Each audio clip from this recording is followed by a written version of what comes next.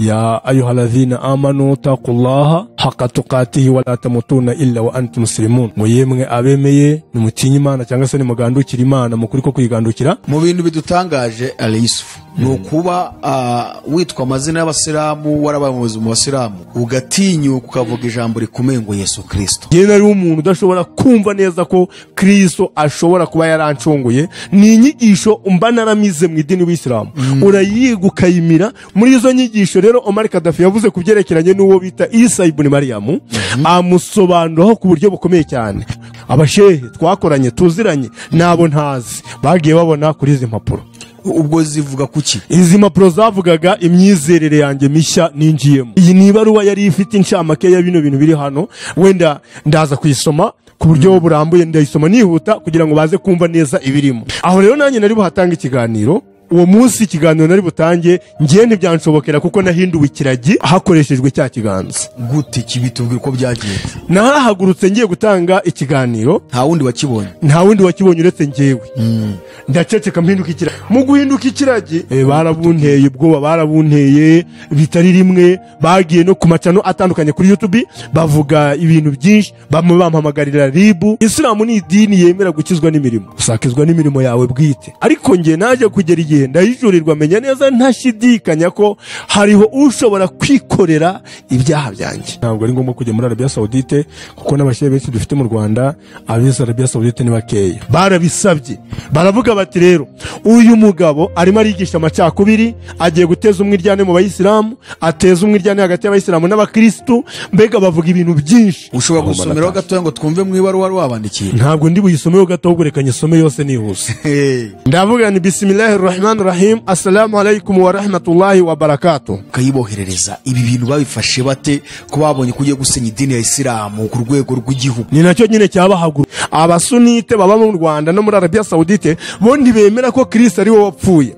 Impamvu bahinduye iyi mvugo ukuyemwo abangaba bitwa abasuni, bose bemeje ko ijambo mutawafika bivuga. Ndavuga rero ngewe wenda abanyarwanda bazumva ko ndi umutekamutwe, reka mbahe Qur'ani zitandukanye zisobanuye, noneho mugende mwisomere. Umuhakanye bafite amacakubiri ameza atyo menshi cyane, ahubwo bo banaricana tandukanye no mu bakristo. Bo baricana bagaterana ibyuma, bagaterana amabombe, bakarasana. Ibyo ni bisanzwe mu Buyisilamu birazwi. Hano mu Rwanda bararwanye, ntabwo bizi se? Mu Rwanda bararwanye nyuma ya jenoside. Ngewe mu 2012 twahakoreye ikiganiro cyari gihagarariwe na Sheikh mukuru mufti w'u Rwanda Sheikh Abdul Harerimana. Cyari kirimo abashehe batandukanye, bashiye Musasi Ndayigaya. Cyari cyatumiwemo abayobozi b'idini y'Isilamu mu Rwanda, bamwe na bamwe bari batoranijwe, nanjye nari ndi mu batoranijwe baje muri icyo kiganiro. Harimo abashyitsi baturutse hanze n'abaturutse Arabia Saudite. Twari mu nyigisho ziga uburyo tugomba kugwanya. Aho rero hatumije abasilamu benshi babashiya n'abasuni barwanira mu misigiti. Bamwe bati basenga bamanuye amaboko, abandi ngo basenga bubitse imitwe kutubuye, abandi ngo basenga bafunze amaboko, bararwana. Icyo kibazo cyakemuwe, hari n'ababyandika bakabinyoherereza bavuga bati uracyakora iki kuri iyi si ko wagombye kuba warapfuye. Ubundi mu Buyisilamu umuntu wataye ukaje Ubuyisilamu cyane cyane ari umuyobozi, dore baguha iminsi. Hari ibintu nayishuriwe ngiye gutangaza. Iya nyuma ivuga ku nsinzi y'umwami w'imya atamenya amaraso y'abandi, ari we Kristo Yesu wamenye amaraso ye kugira ngo acungure ingoma ye, na yanditse mu kwezi kwa 2014. Yesu arambwira ngo uyu munsi wa none turimo kuvugana, ndashaka ngo utume ku bantu batanyizera n'abanyizera. Untume ngwino, ntabwo byashoboka. Ndamubwira ngo muri Isilamu bemera ko Nabi Muhammad sallallahu alaihi wasallam ari we ntumwa yasozereje izindi zose. Ubwa mbere ugiye kumbwirira abatanyizera uhereye ku Bayisilamu ko ari nge mwami n'umukiza w'ubugingo bwabo, kandi ko bakwiriye kubyizera batyo kugira ngo baronke ubugingo buhoraho, kandi nibatanyizera batyo bazapfana ibyaha byabo, nta bugingo buhoraho batanyuzeho. Umugore yaza gahondi akabona ndimo ndandika, akumva ndimo ndavuga, ariko ntabone uwo turi kuvugana, ntanumva ijwi ry'uwo turi kuvugana kuko ninjye waryumvaga ngenyine. Mane tugirire neza. Ntabwo wabasha kumenya ukuri. Isi ya Nowa yarimbuwe no uko banze kwinjira mu nkuge. Yesu ansobanurira ko ari we uhagaze mu mwanya w'inkuge ya kiriya gihe, uyu munsi akaba ari we nkuge yigomba abantu bagomba kwinjiriramo kugira ngo bashobore kurokoka. Sobanuriye n'ibyo kabisa. Sibyo? Kuva mu idini ya Isilamu kare kintu gikomeye. bigendeye ugatangira kwinjira umena amabanga yabo ubu ntabwo bufite ese ubundi ntabwo baratangira kubukurikirana ni uri hejuru y'ubutware bwose ibinyambaraga byose ibinyabushobozi byose buri kimwe cyo ari hejuru ya cyose umugore wanjye baramurambagiza kugira ngo bamutware abayisilamu kandi nkumva kugira ngo bamujyane kuba mufatiranyije n'ibigeragezo by'ubukene turimo n'uburwayi mfite baramurambagiza kugira ngo bamutware arangije aravuga ati ntabwo byashoboka ko namusiga arwaye narababaye ku buryo buhagije ntabwo uyu munsi rero wankangisha ikintu cyitwa inzara oya ubuzima bwanjye uko mbayeho uyu munsi ibyambayeho byambereye isomo umwami yamujije kwiringira umuntu ngomba kumuhanga amaso wenyine ntabwo ngewe nahamagawe n'inda ahubwo mfite umuhamagaro uri murantwika wo gutangaza ubutumwa bw'umwami wacu Yesu Kristo uko ari hafi abataramwizera bamwizere niwe mwami umukiza n'ubugingo bwabo namagana ubusambo ubujura bukorerwa mu madini bitwaje Bibiliya abanyamadini urabizi ku ifaranga bararoze bavugiye ku cya 10 abo bajura rwose bo mu ijambo ry'Imana baryiyibisha bagafata Bibiliya akaba ariyo bagize intwaro yo gutera abantu ubwoba kugira ngo babone ukuntu babasahura oya rero turashaka gutanga ijambo rizima kandi ryo kuri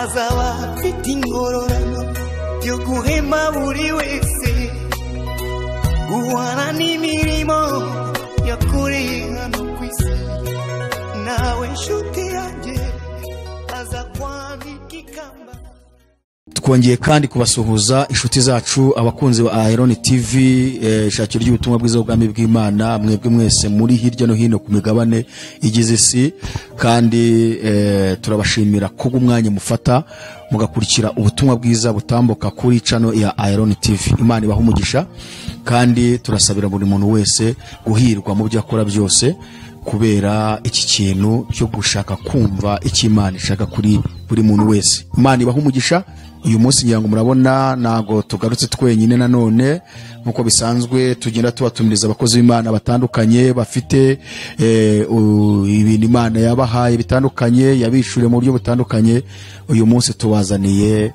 undi mukozi w'Imana Imana iri gukoresha muri iki gihe gikomeye afite ibintu bikomeye reka ngusabe wowe niba utakora subscribe kugira ngo uyikore kuko ugiye kumva ibintu bikomeye burya Imana irahamagara hari ahantu twajyaga tuvuga ngo kugira ngo uyu muntu uzahamuvane biragoye ngira ngo nawe urahumvise wo dukurikiye kugira ngo umuntu uzabwigisha umwumvisha ibintu umubwira uti Yesu Kristo n'umwana w'Imana apfiriye abantu byari ibintu bigoye kandi n'ubu biragoye ariko tumaze kubona ko Yesu ajya yishurira abantu kandi akabafata uyu munsi twabatumije umukozi w'Imana Imana ivanye mu idini ya Islam reka tumuhakanya abasuhuze narangiza dusengere twinjire mu kiganiro atubwire ukuntu agiye kuvuga Yesu Kristo nk'umwami n'umukiza ndabasuhuje mwese abaduteza amatwi mbasuhuje mu izina rya Yesu Kristo umwami wacu amena nitwa Bizimungu ARI Yusufu Abdallah nkaba ndi umugabo ndubatse kuko mfite umugore n'abana rero ndi umubwiriza butumwa uyu munsi wa none umubwiriza butumwa bwiza kuko ndi umukristo nkaba ndi umwigishwa wa Kristo mpindurira abandi kugira ngo nabo babe abigishwa ba Kristo rero nkomotse cyangwa se naje nahishuriwe mvuye mu Buyisilamu aho narindi ndi umuyobozi nkora ku misigiti itandukanye aho nagiye ntumwa n'ubuyobozi cyangwa n'idini ya Isilamu kuyihagararira hirya no hino mu gihugu cy'u Rwanda Imana rero ibaho umugisha mu izina rya Yesu ibindi muraza kubimenya mu kanya reka dusenge turagushimiye mwami Imana yacu data mubyeyi mwiza udukunda se w'umwami wacu Yesu Kristo ukaba na data ndagushimiye cyane Imana wowe wampishyuriye ukanyimenyekanishaho ukanyibwira ukangira umwana mu rugo tubikesheje kwizera Yesu Kristo nk'umwami n'umukiza w'ubugingo bwacu kuko ijambo ryawe ryaravuze ngo abamwizeye yabahaye ubushobozi bwo kwitwa abana b'Imana nanjye nejejwe no kuba ndi umwana wawe rero kandi ko mfite umurage mu rugo rwawe uyu mwanya ndagushimiye kunyemereye guhagarara ahangaha nkatanga iki kiganiro imbere y'abanyarwanda n'abanyamahanga baduteze amatwi uyu mwanya abayisilamu n'abakristo ndetse n'abandi batari mu idini rya Gikristo kandi batanakwizera mwami Imana ishobora byose cyangwa se batizera Kristo nk'umwami n'umukiza w'ubugingo bwabo, abo bose rero baduteze amatwi ndakwinginze kugira ngo ubutumwa bugiye gutangirwa aha, ubuhamya bugiye kuhavugirwa buhindure benshi, bukore ku mitima ya benshi, buri wese ubyumva ntagende uko yahageze ahubwo agende hari ikintu ahakuye. Mwami Imana ndakwinginze kugira ngo buri wese ahure na Kristo muri aya masaha nk'uko wa mugore w'umusamariyakazi yahuriye na Kristo kw'iriba. Reka rero no muri uyu mwanya AYALONI TV ihinduka iriba rituma bahurira na Kristo abantu benshi, rituma abantu benshi bamenya kandi bakanasobanukirwa agaciro k'umwami wacu Yesu Kristo n'amaraso yamenye ku musaraba, uburyo yagize umumaro ku batuye isi bose. Urakoze muri uyu mwanya, tuguhaye ikaze kubana natwe, ngwino uyobore gahunda z'iki kiganiro kuva tugitangiye kugeza tugishoje, kuko tuzi ko Satani turwanya cyane. Tumwirukanye mu izina rya Yesu, twirukanye imbaraga z'umwijima, twirukanye imbaraga z'ubuyobe, twirukanye imbaraga z'uburyo bwose zaturwanya. Ibyo byose tubifashe tubitura hasi mu izina ry'umwami wacu Yesu Kristo, amen. Ali Yusufu, Imana guha umugisha cyane, kandi turanezerewe cyane kuba kwitabira ubutumire bwacu cyangwa se ubutumire bwacu. Dutangira hari akantu waruvuze mbere yo gusenga, aravuga ati ngewe nari umuyobozi muri Islamu hirya no hino mu misigiti itandukanye. Ese wari umuyobozi umeze ute? Njya numva hari abitwa ba shehe, andi mazina yose nkunda kuyamenya. Wari shehe warindi? Murakoze cyane kubaza icyo kibazo, kandi ni n'ikibazo cyiza abantu benshi bakunda nabo kukibaza, bibaza ni gute bimeze. Ariko mbere y'uko mvuga ku bushehe, reka mvuge nti ngiye nari imamu, nari umuyobozi mu idini y'Isilamu, kuko niryo garade rikuru ribamo. Reka imamu niryo garade riba mu buyobozi mu idini y'Isilamu, kuko nibwo bisobanura umuyobozi. Kurenza shehe? Oya, shehe ntabwo ashobora kuba shehe atari umuyobozi, atari imamu mu Bisilamu. Yego birashoboka, kuko nawe ujya wumva ko hari abashehe nka baba bashehe ariko bakaba bakora muri politiki, bakaba muri leta. Yego, abo rero baba batandukanye na shehe cyangwa se imamu mu idini. Kuko imamu mbivuze ntyo nuko sheikh ni garade navuga uhabwa n'amashuri, ni ukwiga. Rero ushobora kujya kwiga ukiga mu mashuri ya Kisilamu ugasohoka kuri sheikh ariko utari imamu, utanayobora mu idini y'Isilamu. Hanyuma rero ushobora kuba nanone sheikh ukaza warize idini y'Isilamu kandi ukanaza ukaba n'umuyobozi. Nuvuga ikintu uvuga ngo niyo babonye mufuti, uriya twita mufuti, umuvugizi w'idini y'Isilamu mu Rwanda, cyangwa se umuvugizi w'umuryango w'Abayisilamu mu Rwanda, nawe buriya igarade rye rya nyuma ni ukuba ari umuyobozi, ni imamu, ni amiri. Imamati icyo bivuze ni ubuyobozi ubwo ari bwo bwose, ariko shekhe nyine bihabwa n'amashuri wize, ni ubushekhe. Ni aho ngaho uko niko ngewe mbibona mu idini y'Isilamu niko binameze. Hanyuma tukiri aho ngaho nanone kandi Ali Yusufu, waba warigeze ugera imaka?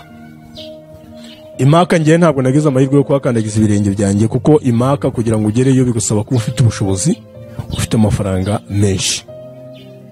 Uririhira, ntabwo ujyanwayo n'idini. Nanze ko aryo rikoye. Oya, uririhira kugira ngo ujyeyo. Abandi bagira amahirwe yo kuba bagera imaka batabanje kuriha amafaranga avuye mu mifuka yabo, ni abanyeshuri baba bigayo, biga muri Arabia Saudite.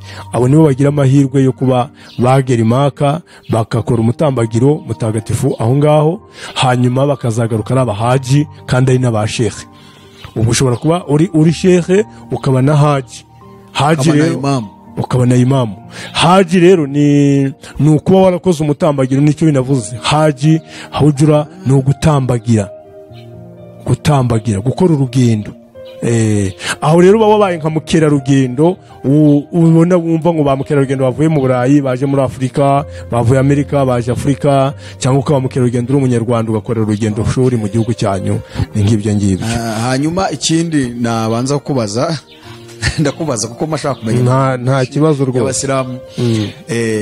Ubwo nukuvuga ngo wagiye kuba imamu nawe wabanje kwiga se, utubwiye ko abandi bajya kwiga muri Arabia Saudite, wowe inaha hari ishuri ryaba ryigisha ibirebana n'icyarabu yego mu Rwanda amashuri arahari no hanze y'u Rwanda, hano muri Afurika ntabwo ari ngombwa kujya muri Arabia Saudite kuko n'abashyira benshi dufite mu Rwanda abize Arabia Saudite ni bakeya.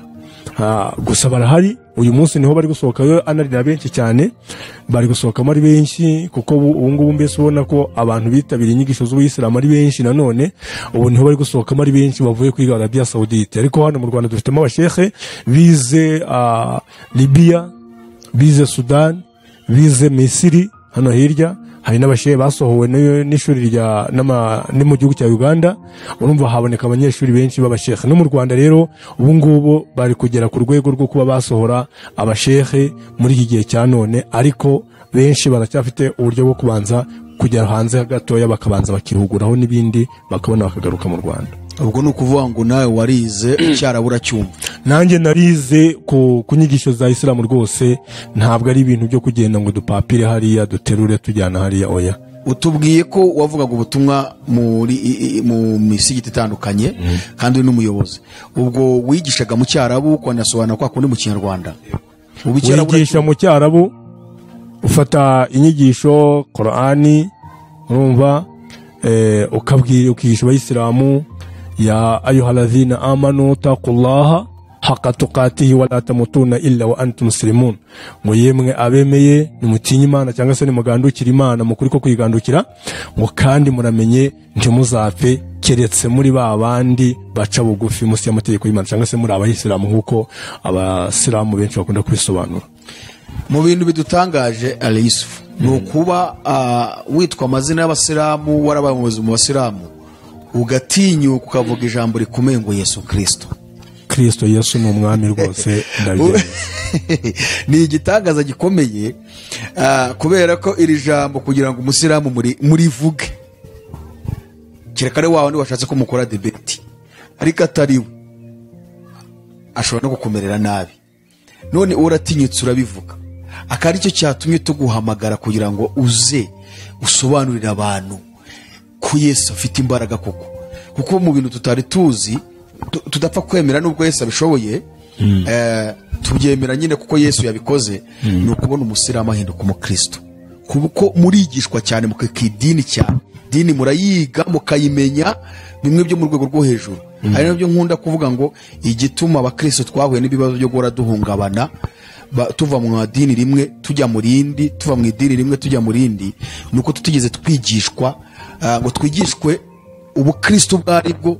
Cya gitabo cyitwa Bibiliya tukigishwe cyane ku buryo tutanyeganyega. Naho mwebwe muri Qur'an mukiga idini, mukiga Muhammad, mukamusobanukirwa kugeza ubwo nta muntu wabanyeganyeza. Ni igitangaza gikomeye kubona umuntu nkawe wari imamu ari gutinyuka akavuga Yesu Kristo umwami n'umukiza. Tugira ngo twinjirire muri icyo kintu, ukidusobanure neza uwo muhamagaro wawugeze muti, byagenze bite kugira ngo nawe uri kuvuga Yesu nk'umwami n'umukiza. Murakoze cyane, ni igitangaza koko ni nabyo. Ntabwo aba ari ibintu byoroshye kugira ngo umuntu ashobore kuba yahagarara mu mwanya nk'uwo nguwo avuge ibya Kristo. Buriya ariko icyo nibutsa abantu, ntabwo Isilamu batavuga ko Kristo ari umwami, ahubwo dore buriya ikintu gikomeye mu Isilamu ni icyo gutangaza Yesu Kristo nk'umwami n'umukiza w'ubugingo bwabo. Nicyo kintu gikomeye cyane, kubera ko Kristo Yesu abayisilamu bamwemera nk'intumwa, kandi iyo ntumwa akaba ari intumwa bemera yabayeho mbere ya Muhammad, kandi iyo ntumwa akaba ari intumwa nanone iri imwe mu ntumwa zikomeye cyane Islamu yemera. Rero ngewe mu buryo bwo kugira ngo mpinduke ndashimira Imana cyane kuko ariyo yampamagaye kanturanya ku bushake bwayo, kandi burya Imana yagushatse ntabwo wabona aho yikwepera. Kandi Kristo nawe yashatse kuba umukozi we ukajya kumwamamaza, abikora byihuse cyane nk'uko yabikoze kuri Paulo. Urumva ibintu yakoreye Paulo, yigeze abwira Paulo ati biragoye gutera imigeri mu mihunda. Urumva rero nk'uriya Paulo wari ubayeho hari umunyedini kuko nanjye narindi, biragoye cyane kugira ngo rwose umbwire ibintu bya Yesu Kristo nk'umwami n'umukiza w'ubugingo bwanjye.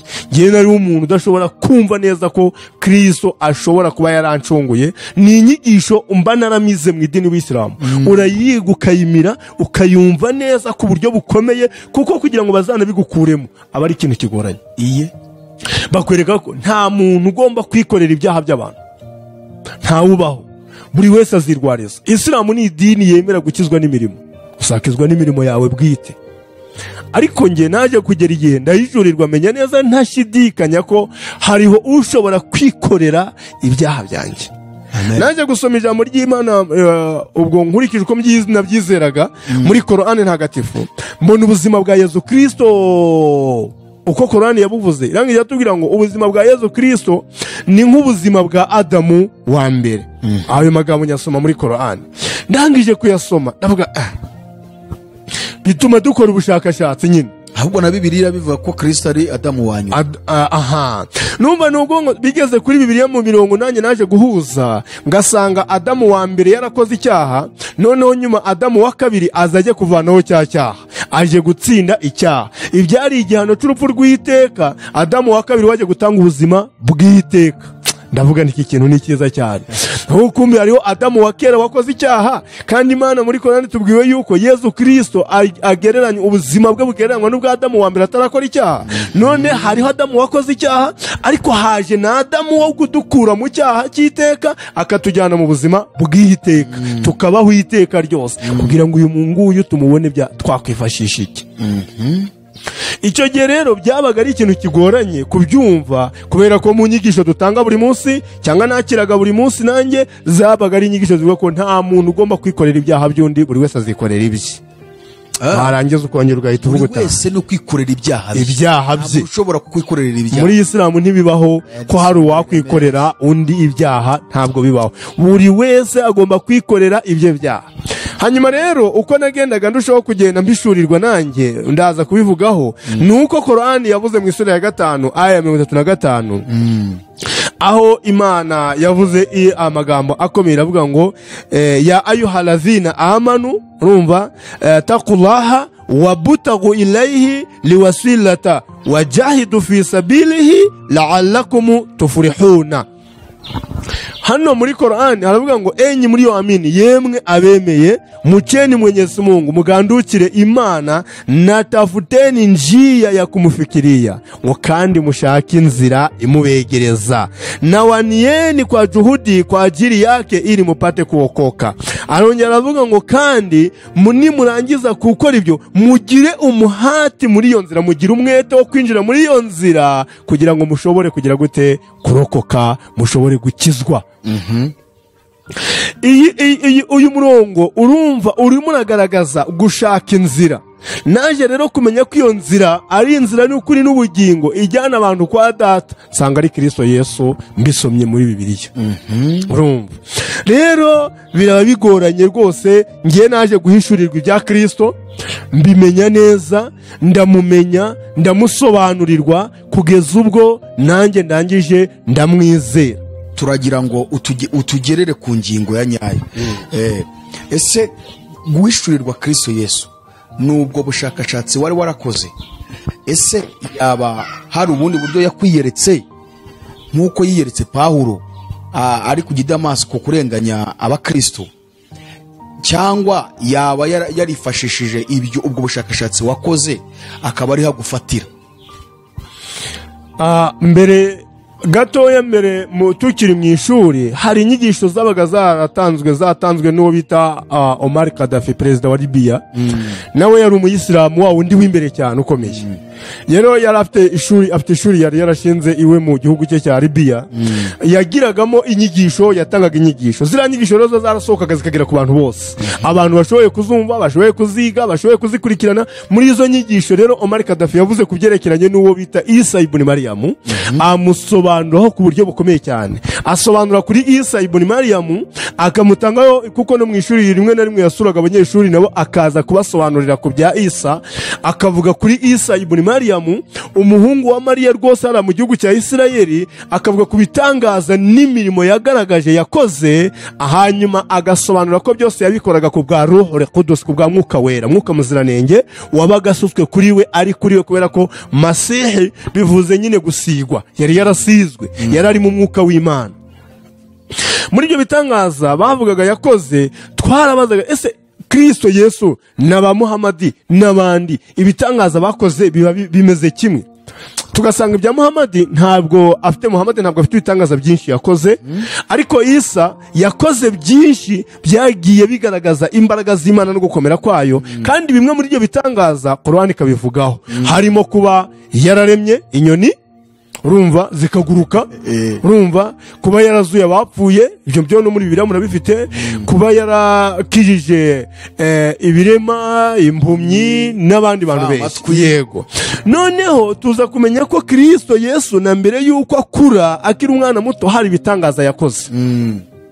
Muri ibyo bitangaza Yesu yakoze ari umwana mutoya, hari nkaho batubwiye kugerekeranye no mu gihugu cya Misiri, igihe yari ariyo impunzi ari kumwe n'ababyeyi, ngo haje impumyi ebyiri, haje impumyi n'ikirema, hamaze kuza impumyi n'ikirema ngo baragenda bibaza habu y'umuntu wari ubacumbikiye. Bamaze kuyiba, Yesu arimo kubareba ari umwana mutoya, ngo areba bitegereza, arabareba ibyo barimo barakora, barangije barabijyana. Impumyi yagiye kwiba ihetse ikirema, kuko ikirema cyarebaga. Noneho ikirema cyagendaga kimwereka inzira anyuramo.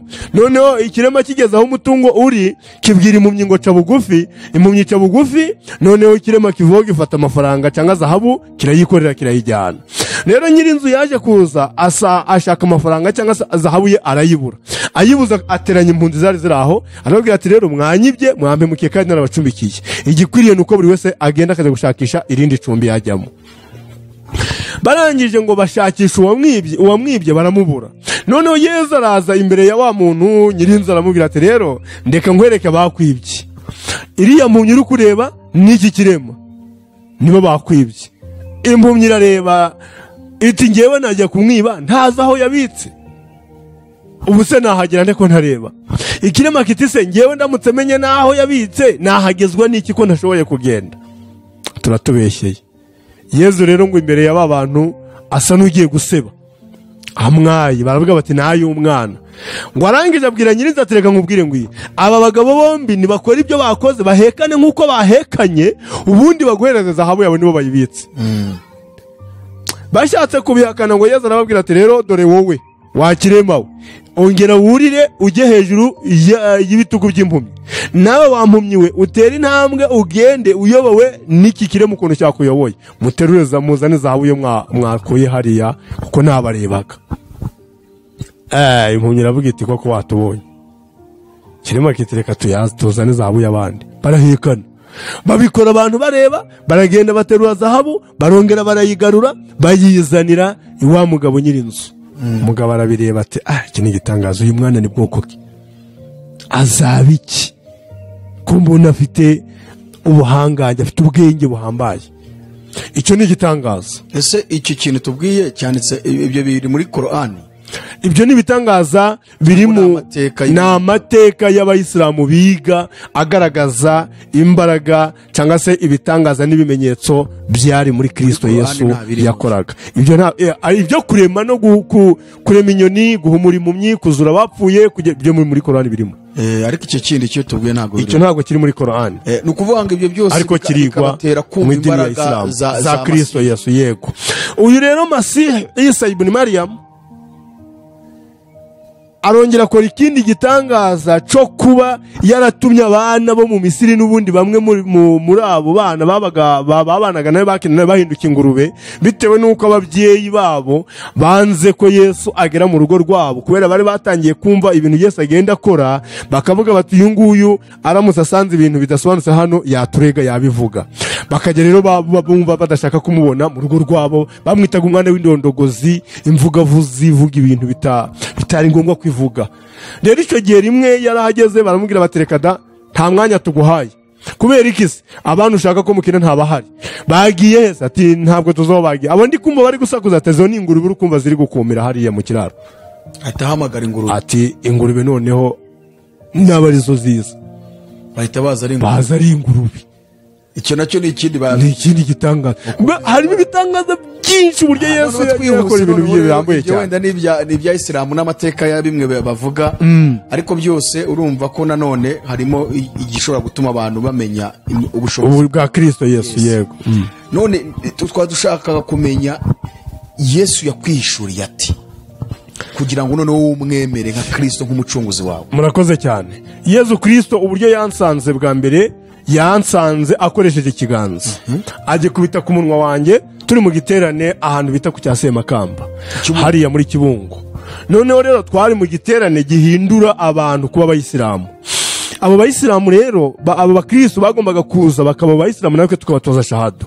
Rero habaga harimo inyigisho zitandukanye, harimo kubabwira ko kwizera Yesu Kristo nk'umwami n'umukiza w'ubugingo bwabo atari cyo, kwizera ko Kristo yabapfiriye atari byo, byanze bikunze nibakomeza kwizera batyo bazarimbuka.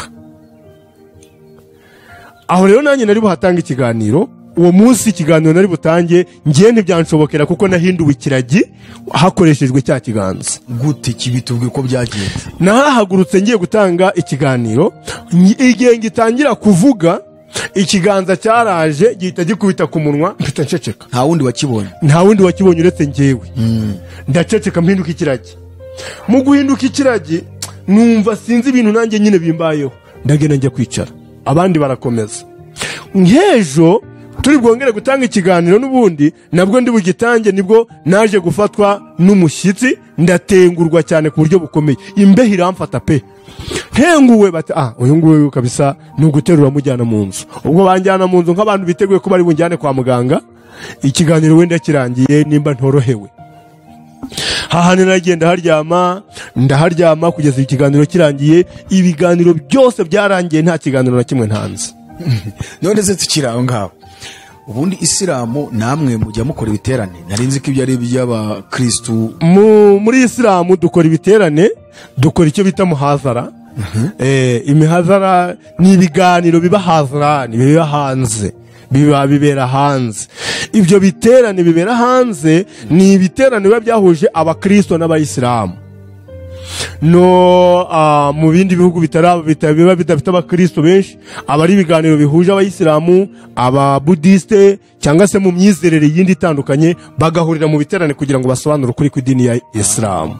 Ni ukuvuga ngo nicyo giterane mwari murimo? Nicyo giterane twari turimo gihamagarira. Cyamaze iminsi ingahe? Cyamaze iminsi 3.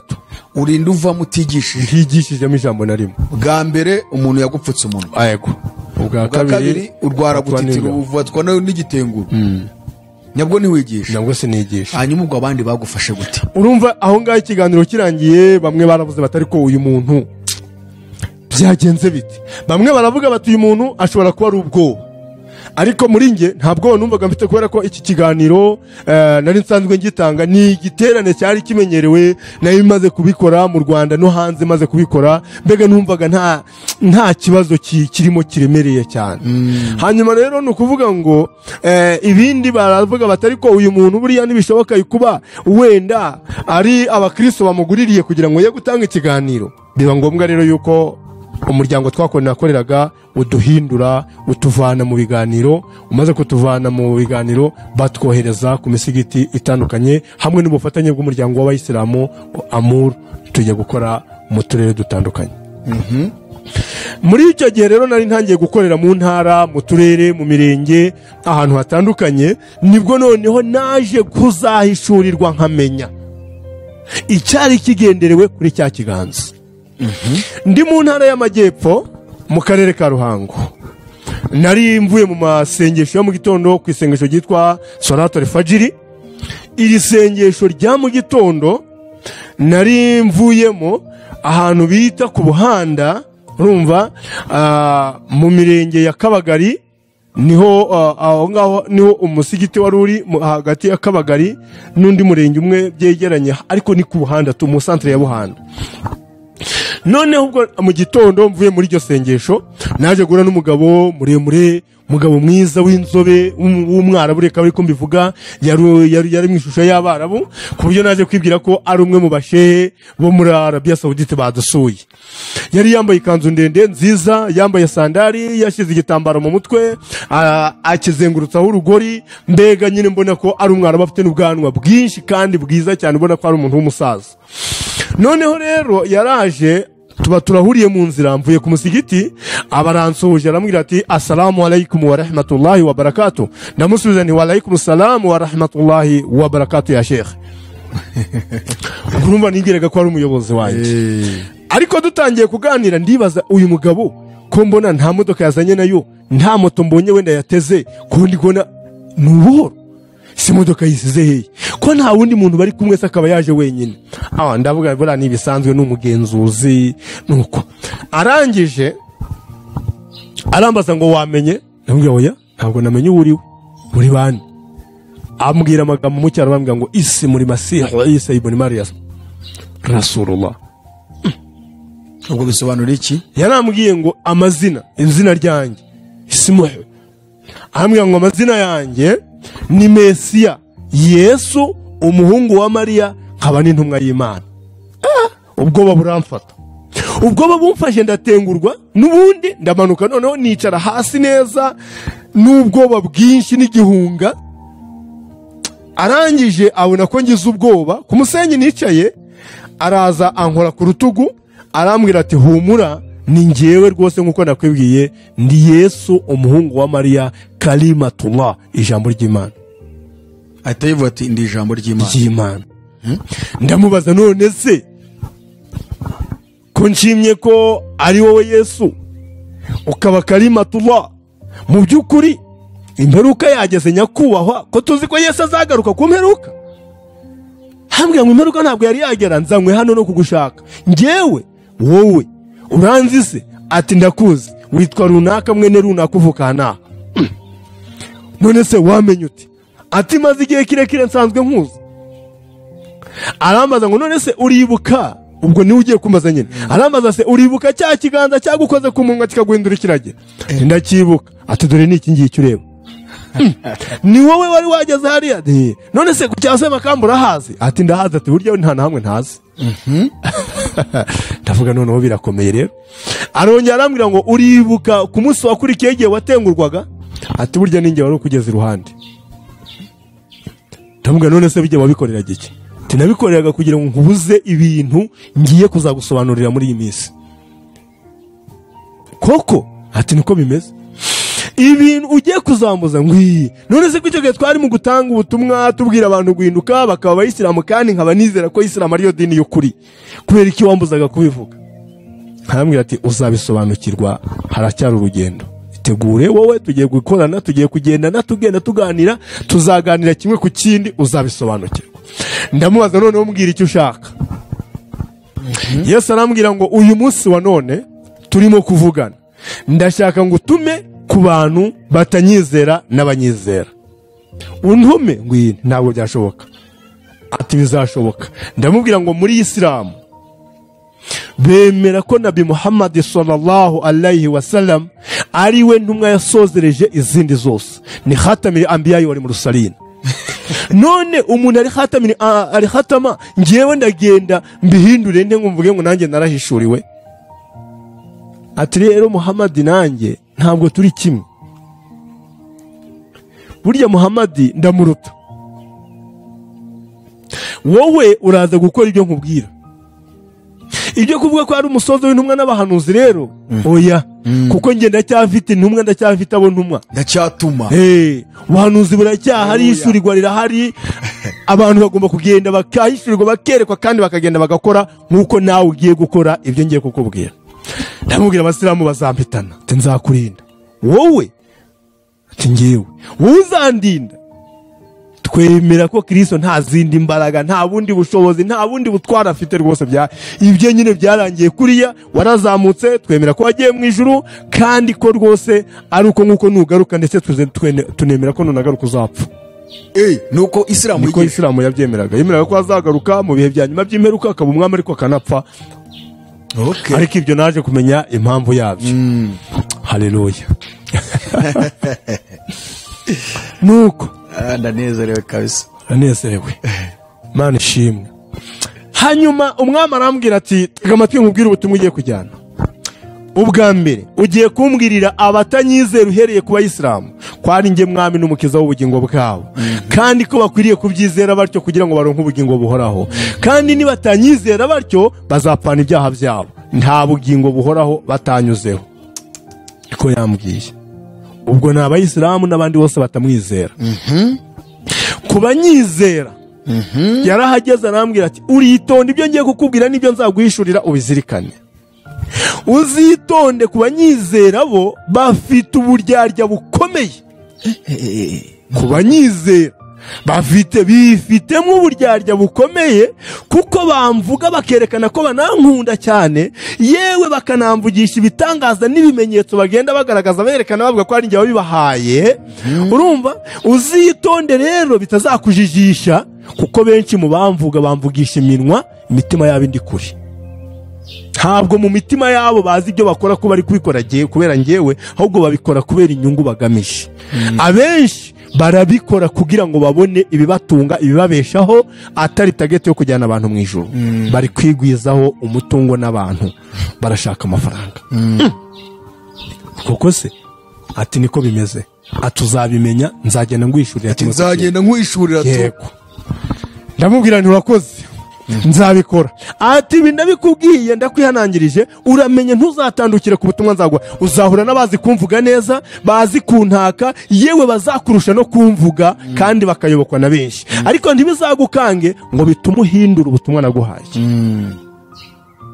Kandi ubabwire ko igihe cyanjye kiri hafi, ubwami bw'Imana bubegereye.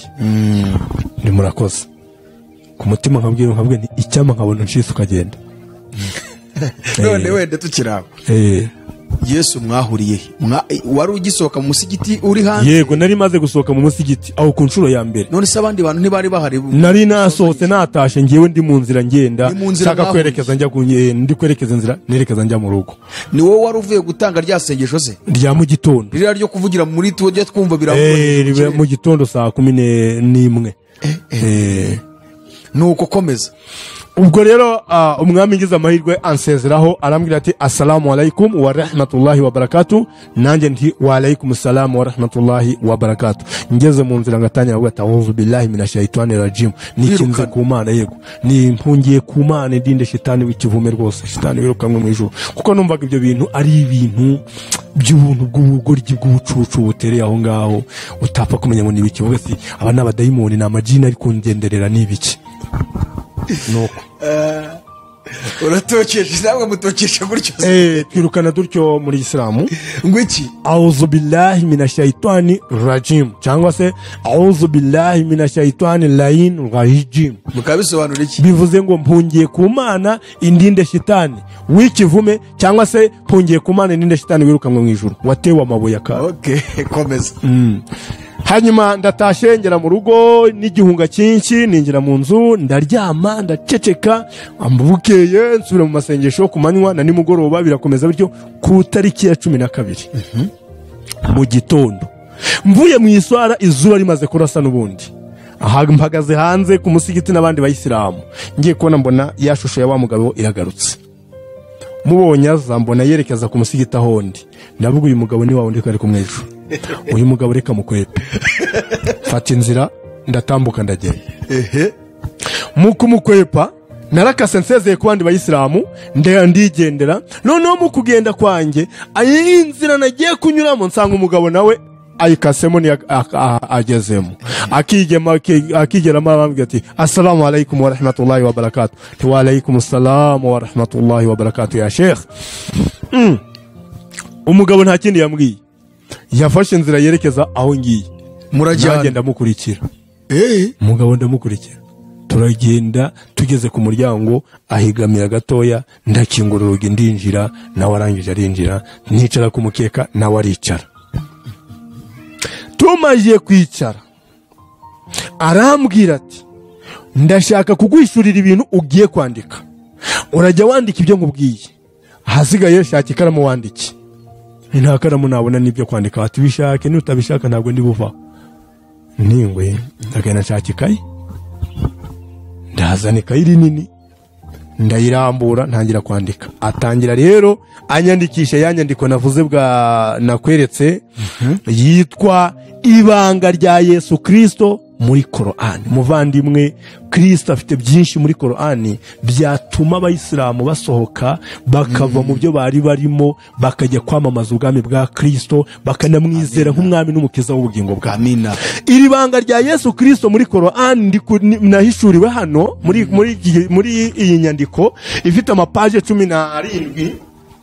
Urumva iyi ni inyandiko, urabona nayishyize kuri mashini, ntabwo ndongera no kuyitunganya neza kuva nongeye kuyandika kuko sinagize amahirwe yo kongera kubona mashini icyo gihe, ubwo nyine nuko. Ariko iyi nyandiko ndi kuyitunganya mu buryo wenda imeze uku nguku, urabona ko nabwo ntabwo yanditswe mu buryo bukwiriye inyandiko, ariko nanjye nayisubiyemo ndi kuyandika ku mashini. Nagendaga ntekereza ku bintu byinshi nkumva biri kugenda binkora ku mutima kuruta uko nabihishurirwaga cyagiye cya mbere. Yego. Aha rero natangiye mbishurirwa mpereye kwiyerekwa ry'uwitwa Adamu wa mbere wabayeho. Nibyo yakubwiye ngo wandike. Ngo nandike. Korani rero ikatubwira kubyerekeranye na Adamu, iremwa rya Adamu, ko Adamu yaremwe, uko Imana yategetse mw'Ijuru abamarayika nibubamire Adamu. Noneho ngenza kumenya ko Adamu Imana yabwiye abamarayika ngo bamwubamire, nza kumenya ko atari Adamu wo mu mubiri wari ubumbwe mu gitaka, ahubwo ari Kristo Yesu wari ugihishwe muri Adamu, atari yahishurirwa abantu kugira ngo bamumenye. Mu Baheburayo n'ubundi harabivuga. Numva Baheburayo barabivuga. Oh haleluya. Numva biraryoshe kumenya neza burya Kristo Imana yaravuze ngo abamarayika bamwubamire, kumbi ni Kristo bari barimo barubamira. Adamu we bakagira ngo na Adamu, noneho shitani ngo abwira Imana ngo ngiye ntabwo ndi bubamire umuntu waremye mu gitaka. Imana iramubwira ngo niba utamwubamiye rero ubaye ikivume, uraciwe. Noneho Kristo arazambwira ati burya ashitani we Ibilisi yari yamaze kumenya ko ari nge, kuko Imana yari yamaze gutangaza ko nguwo asumbwa gusa n'Imana data wa twese, akaba ari we wenyine uri hejuru y'ibiremwa byose Imana yaremye. Imana imaze kuvuga ngo nguhaye ubutware bwose. Kumbi nuko bimeze.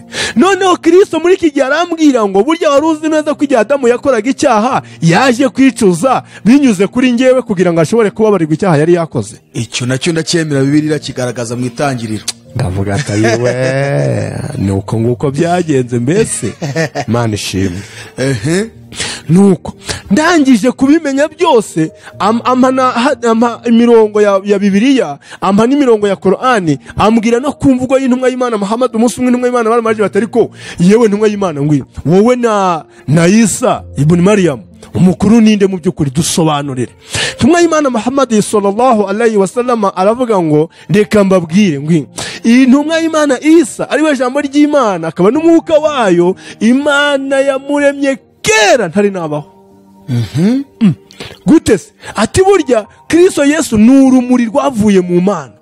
Ati Imana igiye kurema ibintu yabanje ifata ku rumuri rwayo, ku ijambo ryayo, ngo irangije ishira nka hari rwa rumuri, ngo irangije ngo warumuriwe kubera wowe ngiye kurema ibintu byose, ndarema isi n'ijuru, ndema ibiyirimo, buri bintu byose mbirime kubera wowe. Guhera none rero ibiremwa bigomba gutangira kuremwa, ngo urumuri rutangira guturika. Urumuri ruturutse ijuru riraremwa, isi iraremwa, urumuri ruturutse abamarayika bararemwa, urumuri ruturutse ibintu byose. Korani ivuga. Nuko Korani ivuga. Ibintu biragenda byikora. Urwo rumuri rero ruvuyemo bya bintu, Imana irarubwira ngo wowe ni wowe ugomba kugenga biriya byose kuko biremwe ku bwawe. Ati ngo nuko none ngo igihe kigeze ngo Imana ngo igiye kurema Adamu, ngo iramurema mu gitaka, irangije kumurema maze kumubumba imushyira nk'ariya nyine, nibwo ngo yabayeho, ngo yaremwe mbere. Ngo Adamu aremwa mbere y'ibintu byose, aremwa nyuma y'ibintu byose, urumva. Noneho Isa akaba yari yarabayeho, cyangwa se ariko atari yitwa Yesu, ahubwo akiri urumuri rw'Imana, akitwa ijambo ry'Imana riri mu Mana, rikoreye mu Mana. Noneho ibyo byose ngo biza kubaho ngo hanyuma y'imyaka irenga 40 nibwo Adamu nawe yaje kuremwa. Adamu maze kuremwa rero ngo igihe cyarageze Adamu aracumura nyine, ubwo nyuze mu ncamake ntavuze byinshi. Adamu ngo aracumura. Adamu amaze gucumura rero icyabaye ni iki, ngo Adamu ngo yakatiwe igihano cy'urupfu. Hanyuma Adamu arareba aravuga ati ariko nkwiriye kwicuza ku Mana. Ngo agiye kwicuza, ngo igihe yari yegereye intebe y'Imana arimo arasaba Imana imbabazi, ngo yagiye kubonabona inyuma y'intebe y'Imana ku ntebe handitseho ngo Isa Rasulullah wa kalimatahu. Avuga ati uyu Yesu mu Yahoshua mu gihe mukiki mu gihe burayo. Uyu Yahoshua ni muntu ki? Ni igiki? Ko nta wundi muntu ndabona kwizise. Iri zina ryane. Nose Imana nuko yitwa se? Ngo abyibazaho. Mwarangije aravuga ati ariko ubwo ryari zina ryanditse hano ku ntebe y'Imana yicayeho reka nicuze mwariri ya zina. Ngo abwira Imana ngo nkoze tauba nicujije imbere yawe mu izina rya Isa ijambo ryawe mbonye ku iyo ntebe. Imana iramubaza ngo uvuze ngo iki? Asubiramo ngo iryo zina suribwiwe niki? Ati naribonye ku ntebe inyuma yawe ku ntebe ati mbeta mbonye ko iryo zina rifite agaciro. Ngo Imana iramubwira ngo ririya zina ry'abantu batuye ku isi bose bazavuka mu rugero rwawe bose bazakirizwamo. Iyo ni Qur'ani bivuga. Yego. Ati iryo zina ni ry'abantu bose bazakirizwamo. Ubwo wicujije muri iryo zina nanjye ndakubabariye. Nibwo Imana yamubabariye itegeka ko itungo ribagwa rirabagwa bamwambika uruhu Adamu baracunguwe. Ubwo uwo mugabo ibyo byose yarabikweretse akubwira ngo ubyandike. Imbyandike. Amaze kubinyandikisha rero nibwo nabyanditse ni byinshi cyane urumva ndivuga mu ncamake mbyandika muri iyo mvugo yitwa ibanga rya Yesu Kristo muri Qur'ani. Ndangije ndicecekera nabimaranye iminsi 3 ku itariki ya 12 ya 13 n'itariki ya 14 z'ukwezi kwa gatatu 2011. Hanyuma arangije arambwira ati rero ndagiye uzakomeza wige hanyuma ukomeze ushakashake kugira ngo umenye n'ibindi ariko ndacyari kumwe nawe nzajye ndaza ngusange muhishurire wige umenye sobanukirwe. Tariko rero ugomba guhindura imyitwarire nyine. Ndamubwira ati sawa murakoze. Aragenda. Umugore yaza gahondi akabona ndimo ndandika akumva ndimo ndavuga ariko ntabone uwo turi kuvugana ntanumva ijwi ryo turi kuvugana kuko ninjye waryumvaga ngenyine. Mane tugirire neza. Ntabwo wabasha kumenya ukuri utaguhishuriwe. Ibibaho ntabwo bishoboka. Nukuri pe buriya abantu benshi twe tubarenganya babavandimwe bakiri hariya batari bamenye ibya Kristo Yesu ntitukabarenganya bakeneye ihishurirwa. Nuko ibyo rero birangiye aragiye. Amaze kugenda ndicara ndatekereza ibi bintu nibiki. Aya nama jina ari kunsanga imyuka mibi bwoko ki. Mana ngiye gusenga. Ndashaka gusenga ngasaba imbaraga nkirukaniza imbaraga z'umwijima. Aya nama jina arimo kunyegera ariko niba biturutse kuri wowe Mana ishobora byose ndashaka kumishurira ko kukama gusobanukirwa bino bintu. Mfata amasengesho y'iminsi 9 yo kwiriza ubusa. Nkajya nsenga nkiyiriza ubusa ku mugoroba nkarya mara iminsi 9. Muri iyo minsi 9 naje gufatwa n'uburwayi. Ndarwara ndaremba pe kugeza ubwo umuryango w'abayisilamu bampamagaje barambwira bati rero ubwo urembye abanteranye inkunga nyine baravuga bati nugutaha ukajya mu rugo ukajya kwivuza wamara gukira ukazagaruka mu kazi. Muri aya masengesho nahishuriwemo ibintu byinshi ngenda nsobanukirwa ibya Kristo menya neza Kristo ugereranywa. Hari imvugo wakoresheje ya mu kiganiro twakoze nge nawe uribuka amagambo ambwiye kuri Nowa na wa muryango abaturage bari baturanye nawe cyangwa babanaga nawe. Isi ya Nowa yarimbuwe no ko banze kwinjira mu nkuge. Yesu ansobanurira ko ari we uhagaze mu mwanya w'inkuge ya kiragihe uyu munsi akaba ari we nkuge yigomba abantu bagomba kwinjiriramo kugira ngo bashobore kurokoka. Gusobanuriye nibyo kabisa. Sibyo? Noneho arambwira nkuko cyatiganano nari ngikunzeho. Noneho urabona abantu bagombaga gukizwa binjiye mu nkuge nushaka ube wibye wasambanye waroze wishe wakoze ibibi muri uwo mwanya wose utambuka ariko kwinjira mu nkuge biratuma urokoka. Arambwira ngo kwinjira muri nge rero bituma umuntu ababarirwa ibyaha byose yakoze yababa we. Numva ndi kuryoherwa numva ndimo ndafashwa cyane. Imana tugerere neza. Haleluya. Abatwumva mwese rwose mwumve mufashwe n'iki kiganiro nukurikira ryoshe. Noneho arangije arongera aranzamura arongera ambishurira ibanga ry'isanduku y'isezerano yabaga mu gihugu cya Isirayeli iba mu ihema ry'ibonaniro. Arambwira ati rya sanduku y'isezerano abisirayeli barayirebaga bakumva ko ubwami bw'Imana buri hagati muri bo ndetse kimwe na rimwe bumvaga ko Imana iri aho ngaho ku buryo iyo sanduku y'isezerano iyo yanyagwaga baravugaga bati Imana iraducitse. Arambwira ngo uko niko utamfite adafite Imana. ariko umuntu mfite ameze nka wa Mwisirayeli wiringiye yasanduku y'isezerano akumva ko Uwiteka ari kumwe nabo. Atuko niko numfite nawe ari kumwe n'Imana ishobora byose. Ubuzima bwe bwose burarinzwe, arakomeye, nta kibazo afite. Umwami arongera arambwira ngo uribuka inzoka yakozwe mu muringa? Ndayibuka. Ati kiriya gihe rero iriya inzoka zariye abantu banteze amatwi bumva aka kantu. Ati inzoka zariye abantu zirabakomeretsa, bamwe barapfa bishwe n'ubumara bwazo. Ati Imana ibwira Mose ngo cura inzoka mu muringa, nurangiza uyimanike ku giti, uri buyireba kire. Haleluya. Ati abantu rero bamwe muri bo banze kuyireba, banze kureba iyo nzoka, baravuga bati inzoka zaturiye, none wowe ucuza inzoka mu muringa, umuringa wadufasha iki? Kudashoboye ngo ufatire iriya nzoka ariyo umanika ngo aribyo tureba wenda ngo tumenye ko twakira, iriya nzoka iradufasha iki? Aravuga ngo abanze kureba uriya muringa uri mu ishusho y'inzoka barapfuye. Atuko niko rero igitamba cyanjye, gupfa kwanjye, bamwe mu bantu barabisuzuguye, banga kureba Kristo umanitswe ku giti. Urumva? Banga kumureba. Ati rero abanze kumureba ntabwo bashobora gukizwa ibyaha byabo. Gusuzugura icyo gitambo byonyine bituma ucirwaho iteka.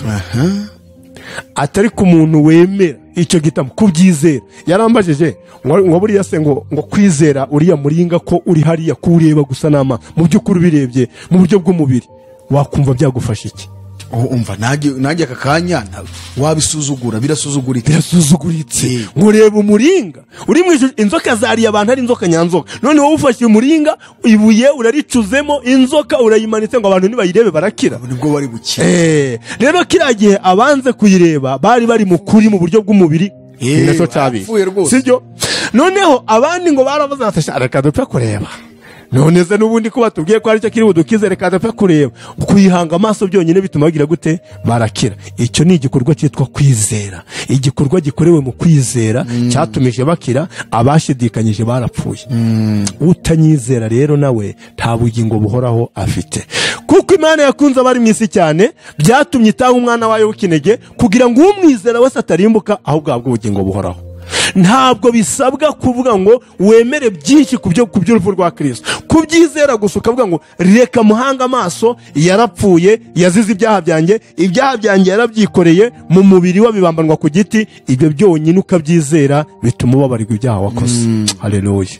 Ukabona ubugingo buhoraho. None tukiri aho ngaho, ko icyo kintu ari ikintu gikomeye kuba wari umuyobozi mu idini ya Isilamu, ari nawe arya no gutora zana rya sengesho rya mu gitondo bagita gutora zana. Barabatora zana. Nge ntabwo nari ndi muazinu, hariho abo bita ba muazinu cyangwa se bakunda kubita mu mazina amenyerewe ya ba Bilali. Sinari Bilali, nari ndi umuyobozi. Hari ya Bilali cyangwa se muazinu uhamagarira abandi, arabahamagara, noneho umuyobozi akagenda agiye kuyobora isengesho ry'abasilamu bavuye mu ngo zabo, bose bumvisha umuhamagaro bakaza aho ngaho. Yego. Rero umuhamagazi yarahamagaraga ukaza uje kubayobora, nkaza ngiye kuyobora amasengesho. None icyo nashaka kubaza, yego, kuva mu idini ya Isilamu kare ikintu gikomeye, none ukuza ugashaka ugatangira kwinjira umena amabanga yabo, kare ikintu gikomeye. Ubu ntabwo bufite, ese ubundi ubu ntabwo baratangira kubukurikirana? Ubwoba ntabwo mfite uyu munsi, kuko ubwo Kristo yaranesheje, ubwoba bugomba gushira. Njyewe nemera ko Kristo Yesu ari hejuru ya buri kimwe cyose gishoboka, kuko yarivugiye ngo nahawe ubutware bwose mu ijuru no mu isi. Rero niba yarahawe ubutware bwose, Pawulo abisobanura neza nawe akabivuga mu gitabo yandikiye Abefeso ndetse n'icyo yandikiye Abafilipi. Aravuga ngo Kristo Yesu uwo mutubabwira ni uri hejuru y'ubutware bwose, ibinyambaraga byose, ibinyabushobozi byose, buri kimwe cyo ari hejuru ya cyose. Sibyo? Kubera ko Imana yamufashe ikamuha ubutware bwose mu kugira ngo amavi yose apfukame mu izina rye. Aho rero ntabwo bangira. Ubwoba burushobora kuza kubw'umubiri, kubera ko bamwe batangiye kubuntera.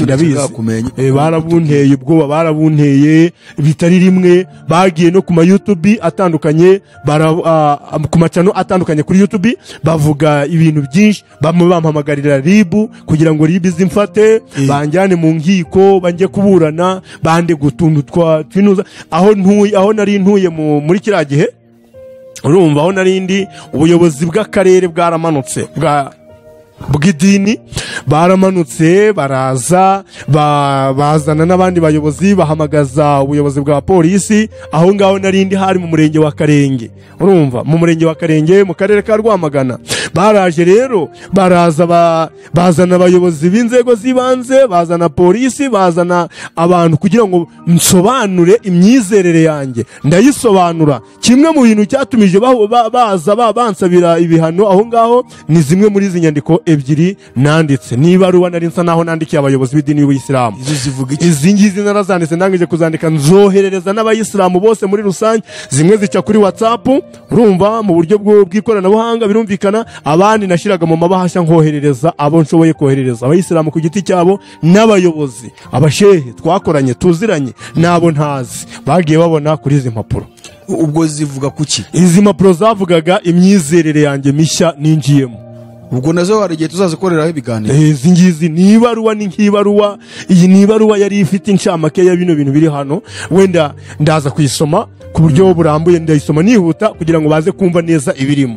Iyi nyandiko rero ubona yasomewe mu musigiti imbere y'abayobozi ba leta, urumva n'imbere y'abayisilamu bose bari baje aho ngaho kugira ngo ubuyobozi bw'abayisilamu bubisabye ubuyobozi bwite bwa leta banje kunyinjira mu rugo rw'umuturage wari we wese aho nari ntoya aho ngaho baguce kwinjira mu rugo rw'umuturage wari we wese barabisabye baravuga bati rero uyu mugabo arimo arigisha amacakubiri agiye guteza umwiryane mu bayisilamu ateza umwiryane hagati y'abayisilamu n'abakristo mbega bavuga ibintu byinshi barangije rero nibwo bavuze bati ibintu murimo muramurega muvuge neza twumve ibyo murimo muramurega nibwo basomye iyi baruwa abayobozi bwite ba leta bari bahari baravuze bati mu bintu muvuzemo nta kintu na kimwe kirimo cyitwa iterabwoba nta kintu na kimwe kirimo kiryanisha abaturage b'abanyarwanda nta kintu na kimwe kirimo cyatuma abayisilamu mwebwe ubwanyu mwicana cyangwa ngo mutemane kereka ari bisanzwe bibarimo urumva baravuga bati rero ibi ngibi ni imyizerere yanyu niba mutemera ibyo yavuze nave mu musigiti asohoke iwanyu mumwirukane rwose ntazagaruke ariko kutubwira ngo ntazasubire mu rugo rw'umuturage runaka nidusanga yakusanyije abantu 2 3 4 5 tuzamufate nihagira urugo twumva yinjiyemo tuzamufate twebwe ntabwo ibyo twabikora urumva bati ibyo ntabwo twabikora kubera ko twe dufite amategeko tugenderaho niyangiza ibyo itegeko nshinga riteganya akanyuranya n'amategeko ya Repubulika y'u Rwanda tuzamufata ariko niba ari mu myizerere mwebwe mumubwire abasilamu banyu ntibazemere kuganira nawe kandi ntazagaruke ku musigiti wanyu ariko ibindi byo ntabwo twabishobora aho ngaho ntaha nemye mfite insinzi kuko bari bazi yuko ubwo munsi wenda bari bunte muri yombi cyangwa se ko bari bumbwire bati ntuzagira urugo na rumwe usubiramo rero imbere yabo ubuyobozi bwite bwa leta bwaravuze ngo ntabwo byakunda uyu ni umunyarwanda atuye hano kandi abanye neza n'abaturage baha nta muturage umureka rero ntabwo twamubuza uburenganzira bwo kubana n'abandi ushobora gusomeraho gato ngo twumve mu ibaruwa wabandikiye ntabwo ndi buyisomeho gato ahubwo reka nyisome yose nihuse mu izina rya Yesu natangira navuga nti hari ku itariki ya 3 ndavuga ni bismillahirrahmanirrahim assalamu alaikum wa rahmatullahi wa barakatuh muvandimwe dusangiye ukwemera mu idini ya Isilamu ndagusuje mu izina rya Allah umuremyi w'ijuru n'isi nkaba nifuje kukumenyesha ubutumwa uhamagariwe kwemera kugira ngo ube intungane mu by'ukuri maze kubona ko Allah yavuze muri Qur'an ntagatifu ati yemwe abemeye nimushake inzira ibageza kuri Allah kandi mugire umwete muri iyo nzira kugira ngo mubone kurokoka aho nabisomye muri Qur'an 5 umurongo wa 35 ngo kandi Imana yongera avuga ngo utegetswe guhamagarira abantu bose kunyura muri iyo nzira ayo magambo kayasoma muri Qur'an 16 umurongo wa 125 nanone aho Allah yavuze ati Yasuwa Masihi uboni Isa ibn Mariyamu ariwe Masihi umuhungu wa Mariyamu niwe jambo rye yohereje muri Mariyamu kandi akaba n'umwuka wayo Imana yamuhushemo ayo magambo kayasoma muri Qur'an sura ya 3 aya ya 46 ndetse no muri Qur'an 4 aya ya 171 ndetse na Qur'an 19 aya ya 20 nanone Imana yaragize muri Qur'an iti ukuri mubimenye neza yuko Yesu Masih ari we mumenyi w'imperuka ibegereye, muramenye ntimumushidikanyeho, ahubwo nimumukurikire kuko ari we nzira igororotse. Ayo magambo tuyasanga muri Korani isura ya 43. Nanone ngo kuko Yesu wa Masihi ari we wamanuwe na Allah, cyangwa se akamanurirwa ibimenyetso na Allah ndetse n'ibitangaza, kugira ngo avane mu mwijima abantu abashyire mu mucyo utangaje. Tubisanga muri Korani isura ya 57 aya ya 9 ndetse na Korani 3:51. Maze gusobanukizwa neza imvugo y'intumwa y'Imana Muhammad Imana mamoro n'imigisha, aho agira ati uzemera ko Yesu ari we Mesiya cyangwa Masihi, ari intumwa ya Allah, kandi ko ari we jambo rye Imana yohereje, kandi akaba umwuka wayo, kandi ko ari umugaragu we, uwo nguwo azinjira mw'Ijuru atabaruriwe n'ibindi bikorwa byaryo byose. Iyi ni imvugo yakiriwe na Bukhari na Muslimu, ivuzwe n'intumwa y'Imana Muhammad Imana mamoro n'imigisha. Nanone kandi yarongeye aravuga ngo intumwa y'Imana Muhammad yaravuze ngo Yesu Masih Isa ibn Maryam yaremwe mbere ya Adamu imyaka irenga 40,000, ahandi bakavuga 14,000. Intumwa Muhammad yaravuze ati Allah yaremye Yesu mu rumuri rwe, hanyuma urwo rumuri nirwo rwaremwemo ibindi biremwa byose, kandi Adamu nawe igihe yicuzaga ibyaha bye yicuje mu izina rya Yesu Kristo cyangwa se Yesu Masih, abona kubabarirwa ibyaha bye. Iyo mvugo nayo ukayibona yarakiriwe n'uwo bita Muslimu ndetse n'uwo bita Ibn Majah, ndetse muri hadisi yitiriwe urumuri. Maze kubona iyo mvugo ya Allah ihamya ko Yesu Masih ari umuremyi, kandi ko mu byo yaremye harimo n'inyoni, Korani 3:49 na Korani 5:10, ndetse n'ibindi byinshi byavuzwe kuri Yesu, nemeye rwose ntashidikanya ko Yesu ari we jambo ry'Imana. Korani 3:46, Korani 4:171. Nemeye ko Yesu Masih ari we mwami n'umukiza w'abari mw'isi bose, akaba n'umwuka w'Imana. Korani 3:46, Korani 66:13, Korani 4:171.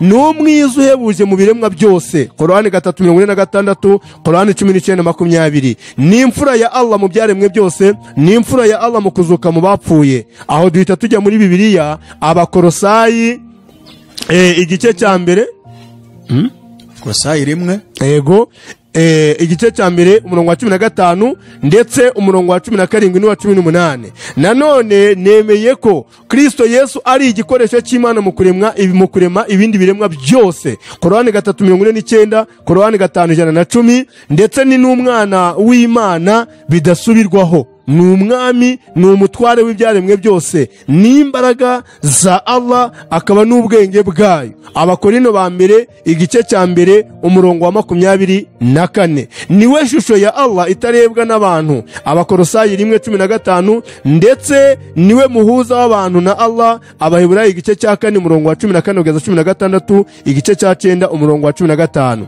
Yesu Kristo niwe mucunguzi wagenewe abantu wenyine, ibyakozwe n'intumwa 4:12. Niwe muwezi Imana, Imana yohereje mu isi. Korani 19:22. Yarapfuye kandi arazuka. Korani 4:158 n'159. Korani 3:55. Niwe nzira y'ukuri n'ubugingo. Korani 16 umurongo wa 25. Bibiliya yera Yohana 14 umurongo wa 6. Yesu Kristo niwe rugero rwiza mu babayeho, mu bari hubu no mu bazabaho nyuma. Korani 43. Korani 16:12. Korani 21:91. Korani 19:17. Korani 23 umurongo wa 50. Yesu azagaruka ab'umwami w'amahoro, ndabahamagarira kwitegura no kwamamaza ubwami bwe buri hafi. Korani 2:54 na Korani 40:16. Ruhul Qudusi abafashe nkuko yamfashije, maze namwe musome hadisi zizewe ziboneka mu bitabo 6 bizwi nka Sahihi 6, nibwo mubona ayo makuru neza. Korani 16:126, Korani 6:16 kugeza ku 119. Aha ni byavuzwe kuri Yesu wenyine. Wenda dushaka ubuvuga aho ngaho. Aha ni byavuzwe kuri Yesu wenyine. Icyo nashakaga kuvuga, nk'uru rwandiko cyangwa se iyi baruwa umaze kuyandika, ukayiboherereza. Ibi bintu babifashe bate ko babonye ko ugiye gusenya idini ya Isilamu ku rwego rw'igihugu? Ni nacyo nyine cyabahagurukije. Bahaguruka baje kubisenya, bahamagaza abasilamu bose baba barahawe zino nzandiko kugira ngo bazibakureho. Urumva kuko bababwiraga ko ari imyuka y'ibinyoma, ari ibinyoma byabajeho. Ndetse umwe mu bayisilamu yaramubajije, umushehe wari uhari, wari waturutse ku karere ka Rwamagana, yaramubajije ngo none shehe, nk'umuyobozi w'abayisilamu watumwe nanone n'umuryango w'abayisilamu mu Rwanda kugira ngo muze muhagarike izi nyigisho, aya masomo yatanze muri Korani, izi mvugo zavuzwe nizo cyangwa ntabwo arizo? Umushehe wari uhagarariye aho wari waje ari intumwa ya RMC yarababwiye ngo imirongo ya Korani yatanze nibyo, n'ibyo ivuga nibyo, ariko aba babisobanura nabi. Niyo magambo yakoresheje. Ibyo yanditse nibyo, imirongo ya Korani niyo, ariko babisobanura nabi. Kubera iki yavuze ko tubisobanura nabi? Nuko twebwe twafashe ukuri Korani ivuga kwa nyako, aba ariko tugaragariza abantu bitandukanye n'ibyo bo bahisha abantu. Niba uvuze ngo Yesu yarapfuye, bo bakubwira ko atigeze apfa, bakavuga ko hapfuye undi muntu. Yego, ntabwo bemera ko Kristo yapfuye. Ntabwo bemera ko yapfuye, bo ntibabyemera. Baravuga ngo aya ya Korani tubwira kubyerekeranye n'urupfu rwa Yesu, bo nta abasuni cyane cyane kamvuge igice cy'abayisilamu kimwe cyitwa abasuni, abasunite baba mu Rwanda no muri Arabia Saudite, bo ntibemera ko Kristo ari we wapfuye. Impamvu bahinduye iyi mvugo ni ya yindi twaganiriye, ivuga ntibashaka yuko bagaragaza ko Kristo yapfuye ngo apfire ibyaha by'abantu, kuko ariyo mvugo yogeye ku isi. Bityo nibemeza ko Kristo yapfuye, baraba bujuje banahamije icyo kintu ko aricyo cyatumije Kristo apfira, bose bamuyoboke. Rero ntabwo bashaka kubigaragaza, ariko Korani yo irabigaragaza. Mu bisobanuro nagiye ntanga, abo twashoboye guhura, abo twaganiriye ku macano atandukanye, narabisobanuye nifashishije n'ibitabo bitandukanye. Ubu ntabyo nazanye, ariko ibyo bitabo bitandukanye ndetse na Korani zisemuwe cyangwa se zivanwe mu Cyarabu zigashyirwa mu zindi ndimi, abandi bahanga basobanuye. Ukuyemo abangaba bitwa abasuni, bose bemeje ko ijambo mutawafika bivuga urupfu.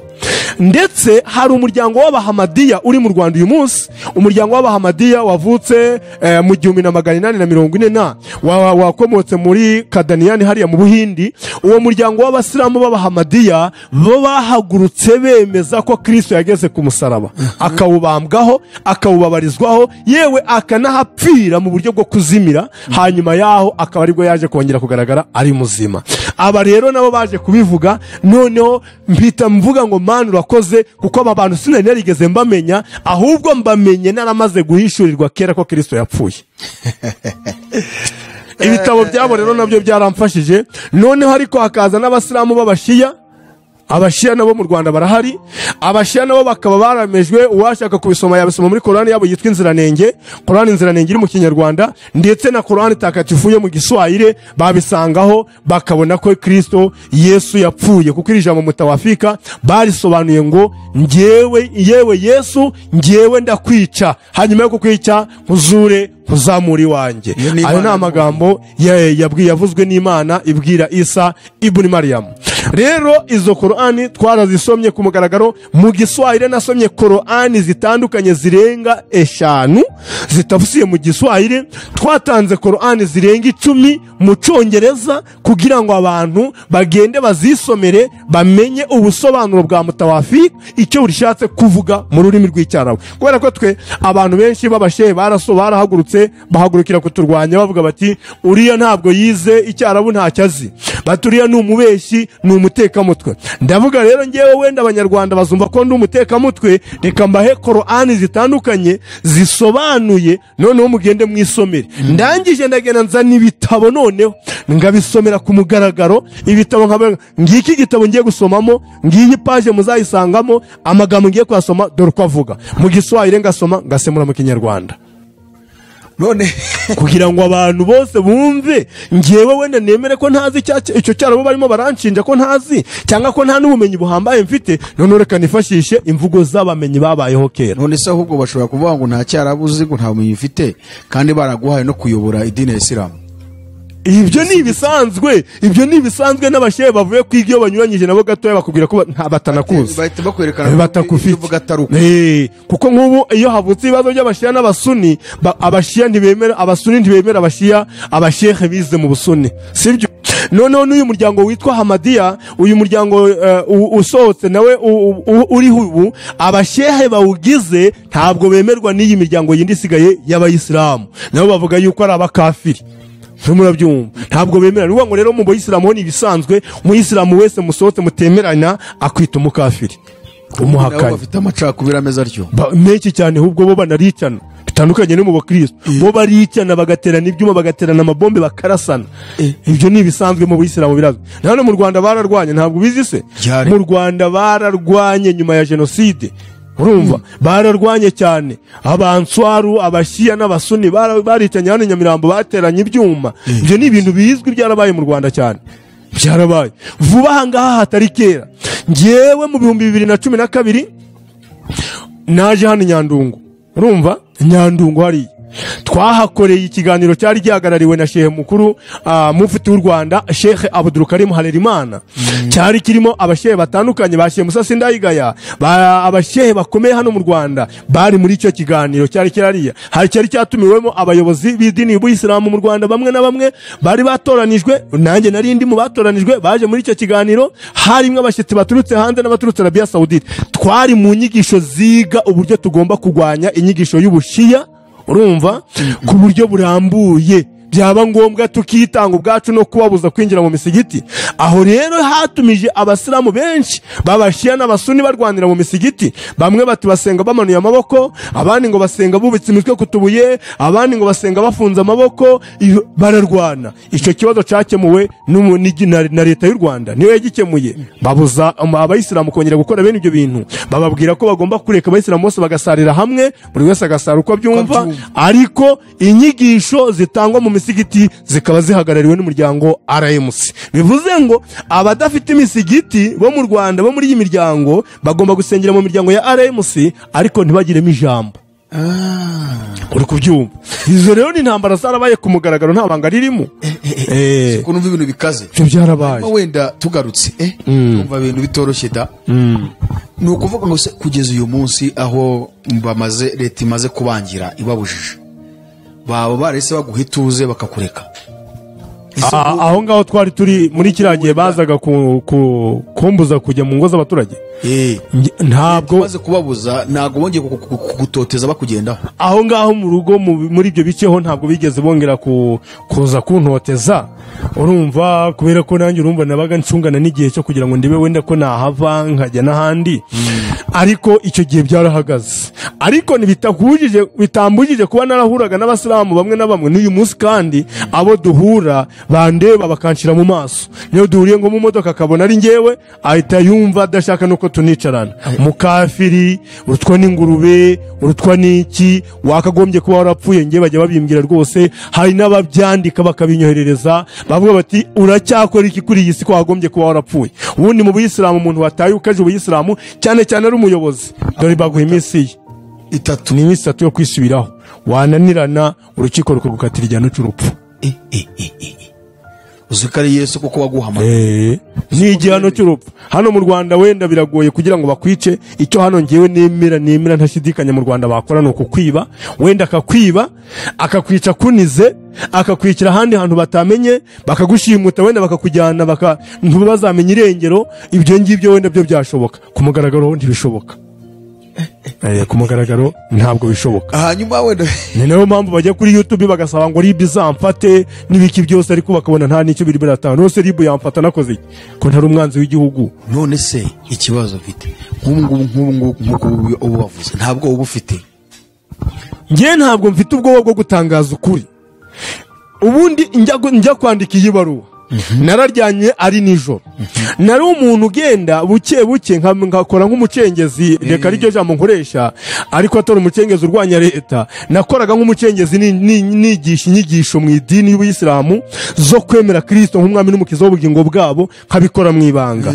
rero mu ijoro ryo mu kwezi kwa 9 nararyamye ari nijoro mbona wa mukuru wanjye araje ndavuga Kristo Yesu araza arambwira tumva nkubwire iki nicyo gihe cyo guhaguruka ugatangaza ibyo wahishuriwe byose gukomeza kubihishira no igihe cyabyo cyo kubivuga niki warihishe ku buryo buhagije wavuze bimwe na bimwe ubundi ugatinya no kuvuga ibindi iki nico gihe ndangije nandikira umwe mu bavandimwe kuri telefone nijoro muhereza message bamwita Ntambara Jean Pierre ndamwohereza ndamubwira ni wamenye ikintu ngwiye noneho mukuru wanjye aransuye arambwiye ngo iki nico gihe cyo guhaguruka ugatangaza ibyo bintu wahishuriwe byose ukabivuga ukajya kunyamamaza noneho ndangije ndamubwira rero nico gihe ngiye guhaguruka ngiye gutangira kubivuga nawe arangije arambwira ati none se ugiye kubivuga ntabwo bari buguhitane none se nubwo nta kundi byagenda niba yemera ko mpfa nzapfa nta kundi hari abavandimwe nabibwiye b'abadivandiste twabaga tuganira twicaranye nabwo ati rero shagiye kirageze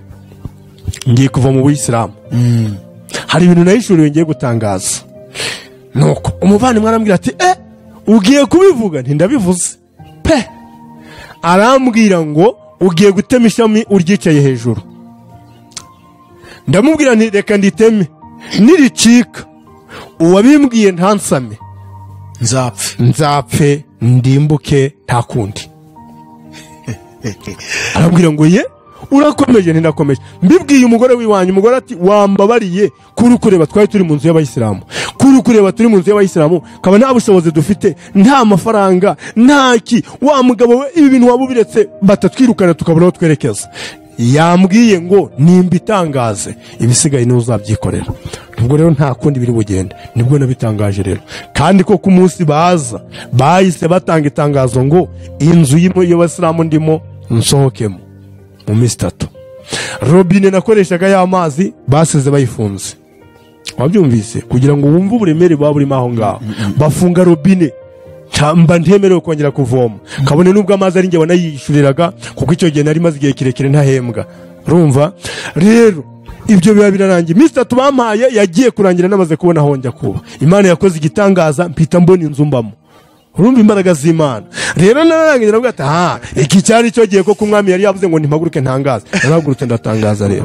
urantangaje kabisa none hanyuma wenda ikindi kintu nakubaza tugusatira gusoza aho Yesu aguhamagariye akakuvana mu idini ya Isilamu yego ubu uri kubarizwa muri hedini hari idini ufite uri gukora nk'intumwa Yesu atumye cyangwa hari idini wahise winjira muri indi murakoze cyane Pantekote wagiye muri murakoze cyane mu by'ukuri urumva ahantu ngarukiye urumvishe ko ubutumwa ubuhamya bwanjye ntibwari bwarenga 2011 ariko bwarakomeje bugera 2012 bugera 2013 bwinjira muri 2014 harimo ubuhamya burebure rero uko nageze igihe ngasa n'uwemeye Kristo kubera ibibazo mpuye nabyo narakubiswe ndarwara navanywe mu kazi sinahembwa baranyambura nkora mbese mpura n'ingorane n'ibibazo n'ubukene ubutindi buramfata bwa bundi bwo ku rwego rwo hejuru aha ngaho wenda ubwo ubuhamya nibiba ngombwa tuzabukora nabwo tubucumbukure ariko vraiment nanyuze mu bintu bikomeye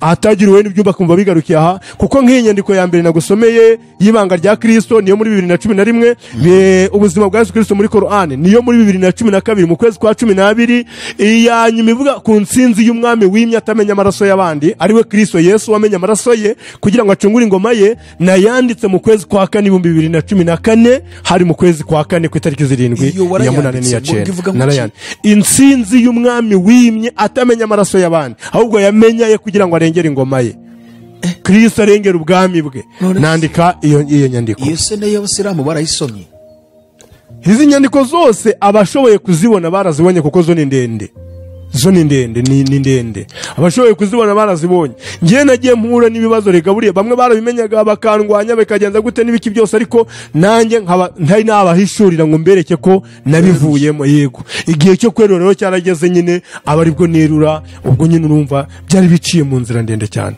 ubuhamya bwanjye narabutanze kuri zaburi nshya ngira ngo wenda bamwe bashobora kubusanga bakabubona narabutanze ku buryo burebure cyane gusumbya ahangana inshamake nakoresha oyo uzabuma ntabwo muroba rwabuduha se dukurikiye kuri AYALONI urumva ko tuba turimo kugenda tubashakira abantu bagaragaza imbaraga z'Imana n'uwo twizeye ubushobozi afite rero navuga ngo iyi ni incamake tuzagenda tuza mu buhamye bw'umuhamagaro wawe n'urwego ugezeho uyu munsi rwo kuba aba badukurikira rwose turagusara niba utarakora subscribe uyikore kuko tubufitiye byinshi nicyo nakubaza ngo ese ubu kugeza akanya hari idini ufite ese washinze iryawe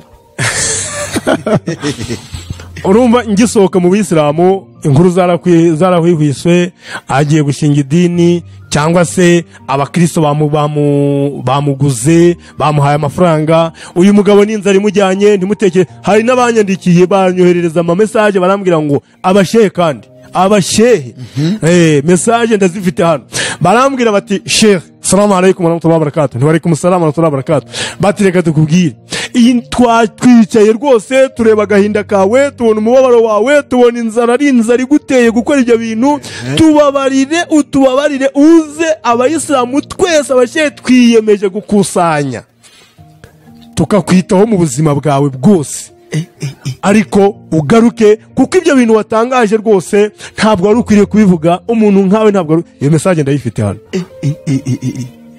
nuko rero ndangije ndabasubiza nti njyeweho ntabwo nigeze mvanwa mu buyisilamu n'inda kuko inda yo nzi ko ni iby'akanya gatoya ibyayo uwampamagaye n'umwe ni Kristo navanywe mu buyisilamu n'umuhamagaro nzakomeza umuhamagaro nahura n'ubukene napfa nabi nagenza gute nta kibazo njyewe nzakomeza umuhamagaro kuko iyo iza kuba inzara igihe yandiriye nkagurisha ibyanjye ngateza cyamunara nkafata na matera turyamaho ikagurishwa imyambaro naguze ihenze nkayigurisha ico gihe cyose nabaga ndi kuvuga ngo ndi mu muhamagaro kandi koko byatangiye kumbaho ndi mu muhamagaro amafaranga arahagarara ndi mu muhamagaro nakagombye no kuba nariruse kera kugira ngo mbone ayo mafaranga kugira ngo nkomeze kuriwe ariko nagwanye n'umuhamagaro inzara irandya umugore wanjye aragenda arananuka twicwa n'inzara abantu badutukiraga ubusa kutubona dutambutse cyangwa uri mu rugo rw'umuntu umuntu akagutukira ubusa hari abaryaga inyama bakaza bakamena amagufwa ku muryango twe tudaheruka ibiryo mu nzu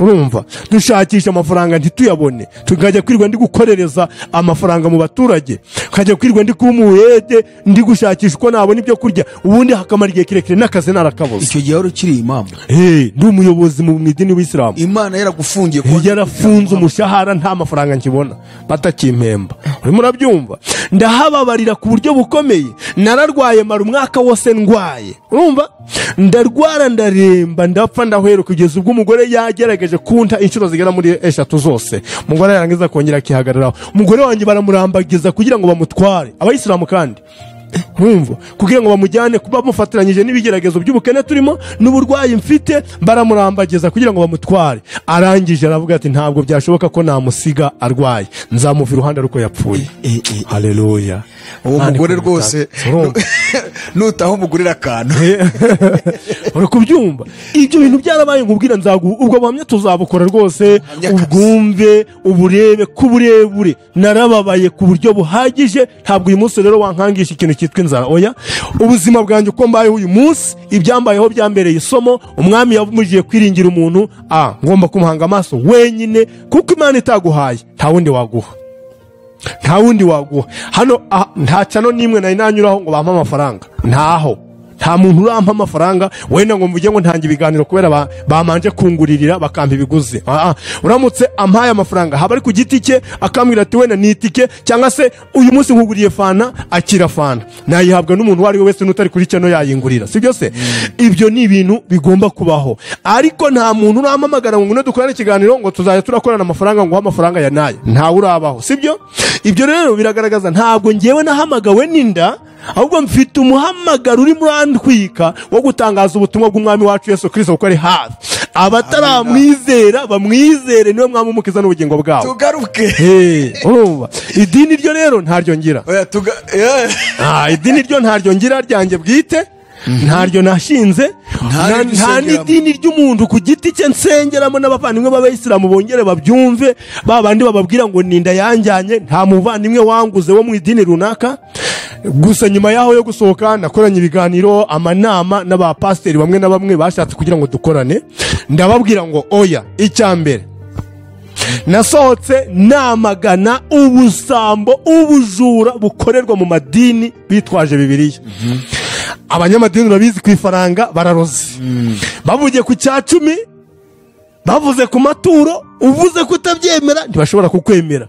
Ibyo byose twabikoranye mu biganiro, ndababwira oya. wenda nkubaza aho ngaho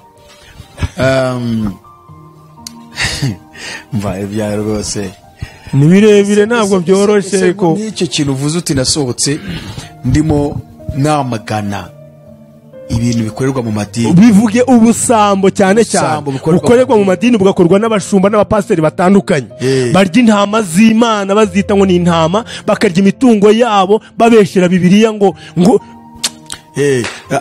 ese birababaje. Ese icyo nashaka kubaza kuri ako kantu, nabwo yaba ari ubutumwa Yesu yaguhaye wa wundi mwabonanye bwa mbere, cyangwa wowe n'ishyaka wagize? Ni ubutumwa Kristo yampaye. Ntabwo abantu bajyanwa mu ijuru n'ibyo bintu by'ibikeri n'amaturo n'amafaranga. Abantu bagenda bakarekura imitungo yabo, bakazitura inka zabo, bakaretu umuntu agaterura televiziyo ye mu nzu ngo ayitanze kugira ngo agure n'Imana. Kugenda ugafata umushahara wawe w'ukwezi cyangwa se miliyoni wabitse kuri konte ukazijyanira bishop.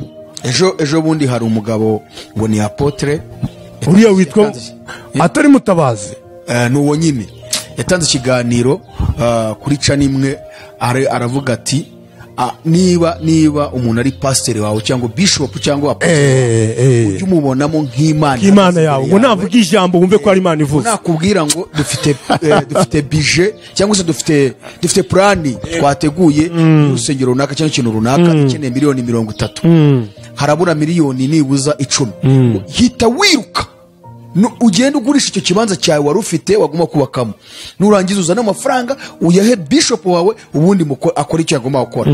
Uko ngo ni nk'Imana yango nibwo uzabona umugisha. Nk'icyo kintu wowe urakivuga gute nk'umuntu wahawe ubwo butumwa bumeze gutyo bwo kuba abayobozi b'amadini ari ibisambo? Murakoze cyane. Ngewe ibyo ngibyo mbyamagana nivuye inyuma, urumva, mbyamagana nivuye inyuma cyane cyane cyane ndetse cyane, kubera ubutumwa Imana yaguhaye. Ubutumwa Imana yampaye. Petero yanditse urwandiko rwe rwa 2 mu gice cya 2, yandika amagambo akurikira. Umurongo wa mbere ngo ariko nk'uko abahanura b'ibinyoma badutse kera muri rubanda, niko n'abigisha b'ibinyoma bazaduka muri mwe, bazisuka muri mwe rwihishwa, bakwiza inyigisho ziyobya ngo kandi zisenya, ngo ndetse bazihakana n'umugenga wabo wabacunguye, ngo maze bidatinze bikururireho icyorezo. Benshi bazakurikiza ingeso zabo ziteye isoni, bituma abantu basebya inzira y'ukuri Imana bayobora. Kubera irari ryabo, urumva, kubera irari ryabo abo bigisha b'ibinyoma bazababwira ngo kubera irari ryabo abo bigisha b'ibinyoma bazababwira amagambo bihimbiye bashaka kurya utwanyu, ngo nyamara kuva kera urubanza rwabo rwarateguwe kandi kurimbuka bagenewe kuregereje. Urumva, bazadukana inyigisho z'ibihimbano, baze barya imitungo y'abantu, bababeshya, bababasheshenga, babakururira mu bintu nk'ibyo ngibyo bibi. Paulo rero we yatubwiye ko twebwe tudacuruza ijambo ry'Imana. Ari Yusufu umva rero kubwira aho ya none se icyo cyoreka tukigire ikindi kiganiro cy'ubutumwa Imana yaguhaye. Reka manze nsoma uyu murongo, ubuhamya bwawe. Reka manze nsoma uyu murongo. Uyu murongo mu Bakorinto ba 2 igice cya 2 umurongo wa 17, nako reka mbere ku murongo wa 15 haravuze ngo koko rero turi nk'imibavu ihumura neza Kristo atura Imana. Ubwo ni twebwe ababwiriza butumwa bazabahagaze mu bwiriza butumwa ry'ukuri. Urumva, turi nk'imibavu ihumura neza Kristo atura Imana, ngo impumuro yayo ikagera ku bantu bakizwa no kubahabye. Hanyuma ngo kubahabye ni impumuro y'urupfu ibibutsa ko bazapfa, kubakizwa ni impumuro y'ubugingo ibibutsa ko bazabaho. Ese ubwo ninde washobora gukora uwo murimo? Twebwe ntitumeze nk'abantu benshi bafata ijambo ry'Imana nk'igicuruzwa mu isoko, ngo ahubwo turivuga tutaryarya dutumwe n'Imana turi imbere yayo muri Kristo Yesu. Rero niba ijambo ry'Imana ritagurishwa, wowe ugahaguruka ukabwira abantu ngo zanangwa igitambo kibyibushe, ngo Imana ngo nibwira gukorera ibi byibushe, ngo nuzana ikiremereye, ngo Imana nibwira gukorera ibiremereye. Oya, Imana yabwiye Yobu amagambo akomeye, iramubwira ngo ninde wabanje kugira icyampa kugira ngo nanjye nzamwiture, ku isi n'ibiyuzuye byose ari ibyanjye. Aho ni muri Yobu. Ibwira Dawidi muri Zaburi ya 50, iramubwira ngo naho nasonza sinaza kubasabaho, ngo n'inka z'ibirarashyamba zose ngo nizanjye. Urumva? Kigira inyota, iramutse igize inyota yagenda igahera kuri izo ngizo, yashonje yahera aho ngaho. Wowe wahereza Imana iki kugira ngo ibone ikigukorera? Ikintu Imana yakoze ni kimwe cyari gikomeye, yakagombye kuba yarakiyeho ibiguzi iyo ibishaka. Ni igikorwa cyo gucungura mwene muntu. Yaduhaye Kristo kubw'urukundo rwayo. None irajya kumpa inzu, ijye kumpa imodoka, inkiriza umwana, cyangwa nanjye nkize ndwaye, ari uko nabanje kwiyambura ibyo nari ntunze byose namanje kubiyihereza? Ntabwo bishoboka. Niyo mpamvu Pawulo yavuze ngo niba Imana yaraduhaye Kristo, izabura ite kumuduhana n'ibindi byose. Amina. Aba rero abo bajura rwose bo mu ijambo ry'Imana baryiyibisha, bagafata Bibiliya akaba ariyo bagize intwaro yo gutera abantu ubwoba kugira ngo babone ukuntu babasahura. Oya, rero turashaka gutanga ijambo rizima kandi ryo kuri. Ukuri kukajya ahabona. Hanyuma wenda mu gusoza iki cyiciro cyacu cya mbere cy'ikiganiro, nk'umuntu wahamagawe Imana ivanye mu idini ya Isilamu, ukaba waramaze guhishurirwa ukuri n'intambara zose wagiye ucamo n'ubugicamo, ni iki wasoza ubwira abantu bose badukurikiye, yaba ari mu ruhande rw'idini ya Isilamu, yaba ari abantu batari bakizwa, batarizera Yesu Kristo umwami n'umukiza, yaba ari n'ababandi wahuze utubwira bizeye ariko ngo Imana yakubwiye ngo bafite uburyarya bwinshi? Yego. Iki wabwira ibyo byiciro ko ari bitatu? Icyiciro cya mbere ni cy'Abasilamu, icya kabiri ni cy'abantu batarakizwa, bo batarizera, batari mu idini na rimwe. Abayisilamu ngewe ikintu nababwira, kuko abenshi muri bo twarabanye turaziranye, urumva, twarabanye turaziranye, harimo abayobozi bo kubyumva nta nubwo biba biboroheye cyane, baba bumva ari ibintu bashobora kurwanya. Ariko ngenda abwira rubanda rugufi, abayisilamu bo hasi bagenda babwirwa bakasobanurirwa ibya Qur'ani, benshi batanazi noneho n'icy'amagambo y'icyara bari muri Qur'ani bafashe mu mutwe, batanazi icyo bisobanuye. Ngewe icyo nabahamagarira nuko bakwemera bakizera Kristo, we nzira n'ukuri n'ubugingo. Urumva? Inzira n'ukuri kirakomeye cyane, kuko nibamara kubyizera batyo nibwo bazaronka ubugingo buhoraho. Nkunda gupostinga nkabwira ngo ngewe ndashima Imana ko nagizwe umwana no mu isengesho, niko nasenze kandi nabivuze. Ndi umwana mu rugo rwa data, ariko mu Isilamu azahora ari umugaragu. Niko babyizera, kuko umuntu wese witeguye gukizwa n'imirimo ye ni umugaragu, agerageza gukora cyane kugira ngo shebuja mushime. Rero twebwe abana mu rugo turisanzuye. Ese buriya Abasilamu n'ukuntu bajya bafatira agakiza no mu mirimo, niyo mpamvu bakora imirimo myinshi kugira ngo babone agakiza. Ibyo tuzabigarukaho nabyo bizabitubwira, kuko nibo abantu bagira imirimo myinshi. Yego, aho rero kenshi baba barimo barashakisha nyine kugira ngo bemerwe imbere y'Imana. Mu gihe uwamaze kwemerwa imbere y'Imana ari umwana wayo, we abikora nk'umuntu ubifite mu nshingano ze, umwana mu rugo rwa se. Sibyo? Ibiri mu rugo rwa data ni ibyacu, ibya data ni ibyacu. Niyo mpamvu ngiye turabadata, ukumva neza. Niba Imana ivuze ngo isi n'ibiyuzuye ni ibyanjye, nanjye mpita numva ko niba ari ibya data byose, ubwo nanjye ni ibyanjye, kuko ndi umuragwa mu rugo rwa data. Ibya data ni nzabiragwa. Iri jambo rero ndimo guhereza aba bavandimwe kugira ngo bave muri ibi bintu. Irya mbere nuko basoma wenda niba ndaza guhera muri reka mpere hano kuri sura ya gatatu muri Korani. Aha ni muri Korani muri mu sura ya gatatu ngo zalika natiluhu alayka minari ayati wa dhikri hakimu. Ibi tugusomera ni ibimenyetso n'urwibutso byuzuye ubushishozi, ubuhanga. Urumva neza? Inna mathala Isa inda Allahi kama thali Adama. Urumva? Khalaqahu min turabin thumma qala lahu kun fayakunu. Mu by'ukuri urugero rwa Isa ku Mana ni nk'urwa Adamu. Imana yamuremye mu gitaka, uwo ni Adamu. Imana iramubwira ngo nabeho, nuko abaho.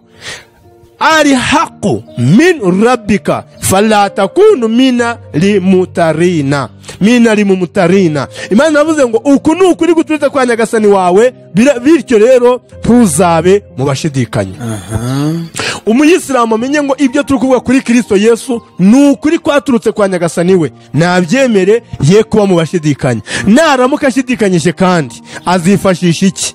Korani isura ya 10 muri ya aya kare nari navuze, kandebe aya ya 50 na kangahe muri Korani mu isura ya 10. Imana yarababwiye ngo nimuramuka mushidikanyije kubyo twabamanuriye, muzasange ababandi basomye ibitabo mbere yanyu. Urumva? Abo ni abayisilamu baramuka bafite gushidikanya kuri ibi bintu. Urumva? Asange bande basomye ibitabo. Abasomye ibitabo mbere yabo ni abakristo n'abayahudi, kuko Korani yakoresheje ijambo ngo Taurati na Injili. Abayahudi nibo ba mbere, kandi Korani nayo itubwira ngo abemeye bo mu abayahudi n'ubwoko cyangwa se Isirayeli n'ubwoko Imana yahaye inema, ibagirira neza, ngo inabahereza ubuntu bwayo buzamutse hejuru gusumbya ibindi biremwa byose yaremye ku isi. Ayo ni amagambo ya Korani aboneka mu isura ya 2. Urumva? Rero aba bantu tugomba kubasanga tukabigiraho, kuko ni intumwa y'Imana Muhammad, Imana imamaro n'imigisha, nawe yabigiyeho cyane cyane ko yakundaga kugera urugero akavuga ngo ibyo Musa yakoraga nduwa mbere ufite mu nshingano kubikora, ibyo Yesu yakoze nduwa mbere ubifite mu nshingano kubikora, kubera ko abo ngabo nanjye mbigiraho. Izo ni imvugo z'intumwa y'Imana Muhammad. Hanyuma tujye kubataracizwa none bo babandi batagira idini na rimwe babarizwamo. Utagira idini na rimwe rero ngiye sindi mu muyobore mu idini. Oya, ntabwo muyobora mu idini, ahubwo ijambo ryavuze ngo Yesu yabwiye yahamagaye abantu muri Mateyo 28 muri Mateyo 11 umurongo 28 aravuga ngo yemwe mwese abarushye n'abaremerewe nimuze musange ndabaruhura. Amen. Ahamagara abantu bose kugira ngo bamusange abaruhure. Aravuga ngo nimunyigiro kuko ndi ugwaneza. Imana muri Yesaya 55 irahamagara avuga ngo yemwe abafite inyota nimuze ku mazi, udafite ifeza nawe naze, muze mugure ifeza, muze mugure amata, mugure n'ubuki n'amazi, mudatanze ifeza cyangwa iki ibindi biguzi. Urumva? Ushatse kutubwira ko abantu benshi batari bizera cyangwa batarakizwa, batarakira Yesu umwami n'umukiza n'indushyi. Abo ni indushyi rwose zigomba kuza zigasanga Kristo akaziruhura. Yego, bakaza bagafata ku mazi, bakaza bagafata ku mata, bakagura ibyo kurya badatanze ifeza cyangwa ibiguzi, kuko Imana yaramaze kubishurira. Yabishuriye binyuze he? Muri Kristo Yesu. Abo barishuriwe, ahubwo nibaze bakire ibyo bishuriwe n'Imana Data wa twese. Tujye noneho kuri babandi bizera Imana yakubwiye ijya kugutuma yuko uzabitondera ari indyarya, bafite uburyarya bwinshi. Abangaba bafite uburyarya. Urumva? Abangaba ababo bafite ikibazo gikomeye cyane, kuko barangije kumenya ubumenyi bahawe baragena. Kristo yaravuze ngo mwaherewe ubuntu mutangira ubundi, aho kugira ngo bafate bwa buntu bahawe na Kristo babutangira ubuntu, ahubwo baragiye baragenda bagira bate baragurisha. Muri aba ndabwira wenda cyane cyane abiyita abayobozi babo bantu, kuko nibo bafite uburyo bukabije cyane bwo kugenda bashuka abantu babavanamo ibintu. Petero ubwe yigeze kubwirwa n'umugabo witwaga Simoni, igihe Petero bari bamaze kuramburira abantu ibiganza ngo bahabwe mwuka wera. Uwitwa Simoni w'umukonikoni yegereye Petero aramubwira ati nanjye mwandamburiye ibiganza, ariko nkabanza nkabaha ifeza, sibyo? Nkabaha ifeza mukandamburiye ibiganza ngahabwa kuri uwo mwuka, kugira ngo nanjye abo nzaramburira ibiganza bazakira umwuka. Petero aramubwira ati pfana ifeza zawe none ubwo uje gutubwira ko hari ba Petero uyu munsi bakiriye umwuka wa Simoni watangaga ifeza ngo bamuhe ku mpano? Barahari benshi cyane, ndetse benshi cyane barahari bakiriye bino biguzi, urumva, barangije bagakwenda bakora ibitangaza, bitavuye ku Mana, ahubwo bafite ibitangaza biri muri bo. Urugero, umuntu niba arambura ikiganza akagenda gukoraho, kandi umuntu w'umugore arizengurukaho mpaka yituye hasi, urumva, akikubita hasi, abagore bakajya hasi, bakagwa hasi, abantu barushe bakirwa bari guhungeza. Uwo si umwuka wavuye ku Mana, iyo ni imyuka mibi barimo barajugunya mu bantu, ni ya myuka y'imigurano bamaze kugura ya Simoni w'umukonikoni. Iyo bamaze kwakira rero barayikoresha kugira ngo n'ubundi nabo bakomeze bakire n'ibindi biguzi byinjira mu mifuka yabo. Mwebwe ni mubibona mugire ngo ni ibitangaza. Imana irabahamagarira kuva mu bujiji, kuko Imana yavuze ngo ubwoko bwanjye burimbutse buzize kutagira ubwenge. Mwebwe abayoborwa nimugira ubwenge, mushaka Uwiteka bigishoboka ko abanwa, umwambaza akiri bugufi, Uwiteka Imana azabatabara, ntabwo ari kure yanyu. Hanyuma aba bahanuzi b'ibinyoma bo rero barafite umunyafu w'Imana kandi bazawubona. Ari Yusufu, Imana igumugisha cyane. Amen. Ubuhamya bwiza ndetse no gukora ku butumwa gato Imana yabahaye. Hanyuma igisigaye nuko abantu bashobora kubashaka bakababaza byinshi, harimo nabo basilamu wenda baba bamenye ukuri, n'abandi bashaka gusobanukirwa ku bireba n'idini ya Isilamu bagiraga confusion kuri icyo kintu. Mwatanga adresse zanyu kugira ngo uzabashaka azabahamagare. Murakoze cyane, Imana ibahe umugisha. Bashobora kunshakira kuri telefone 072 8 91 10 37. Iyo ni ya Tigo. 072 8 91 10 37.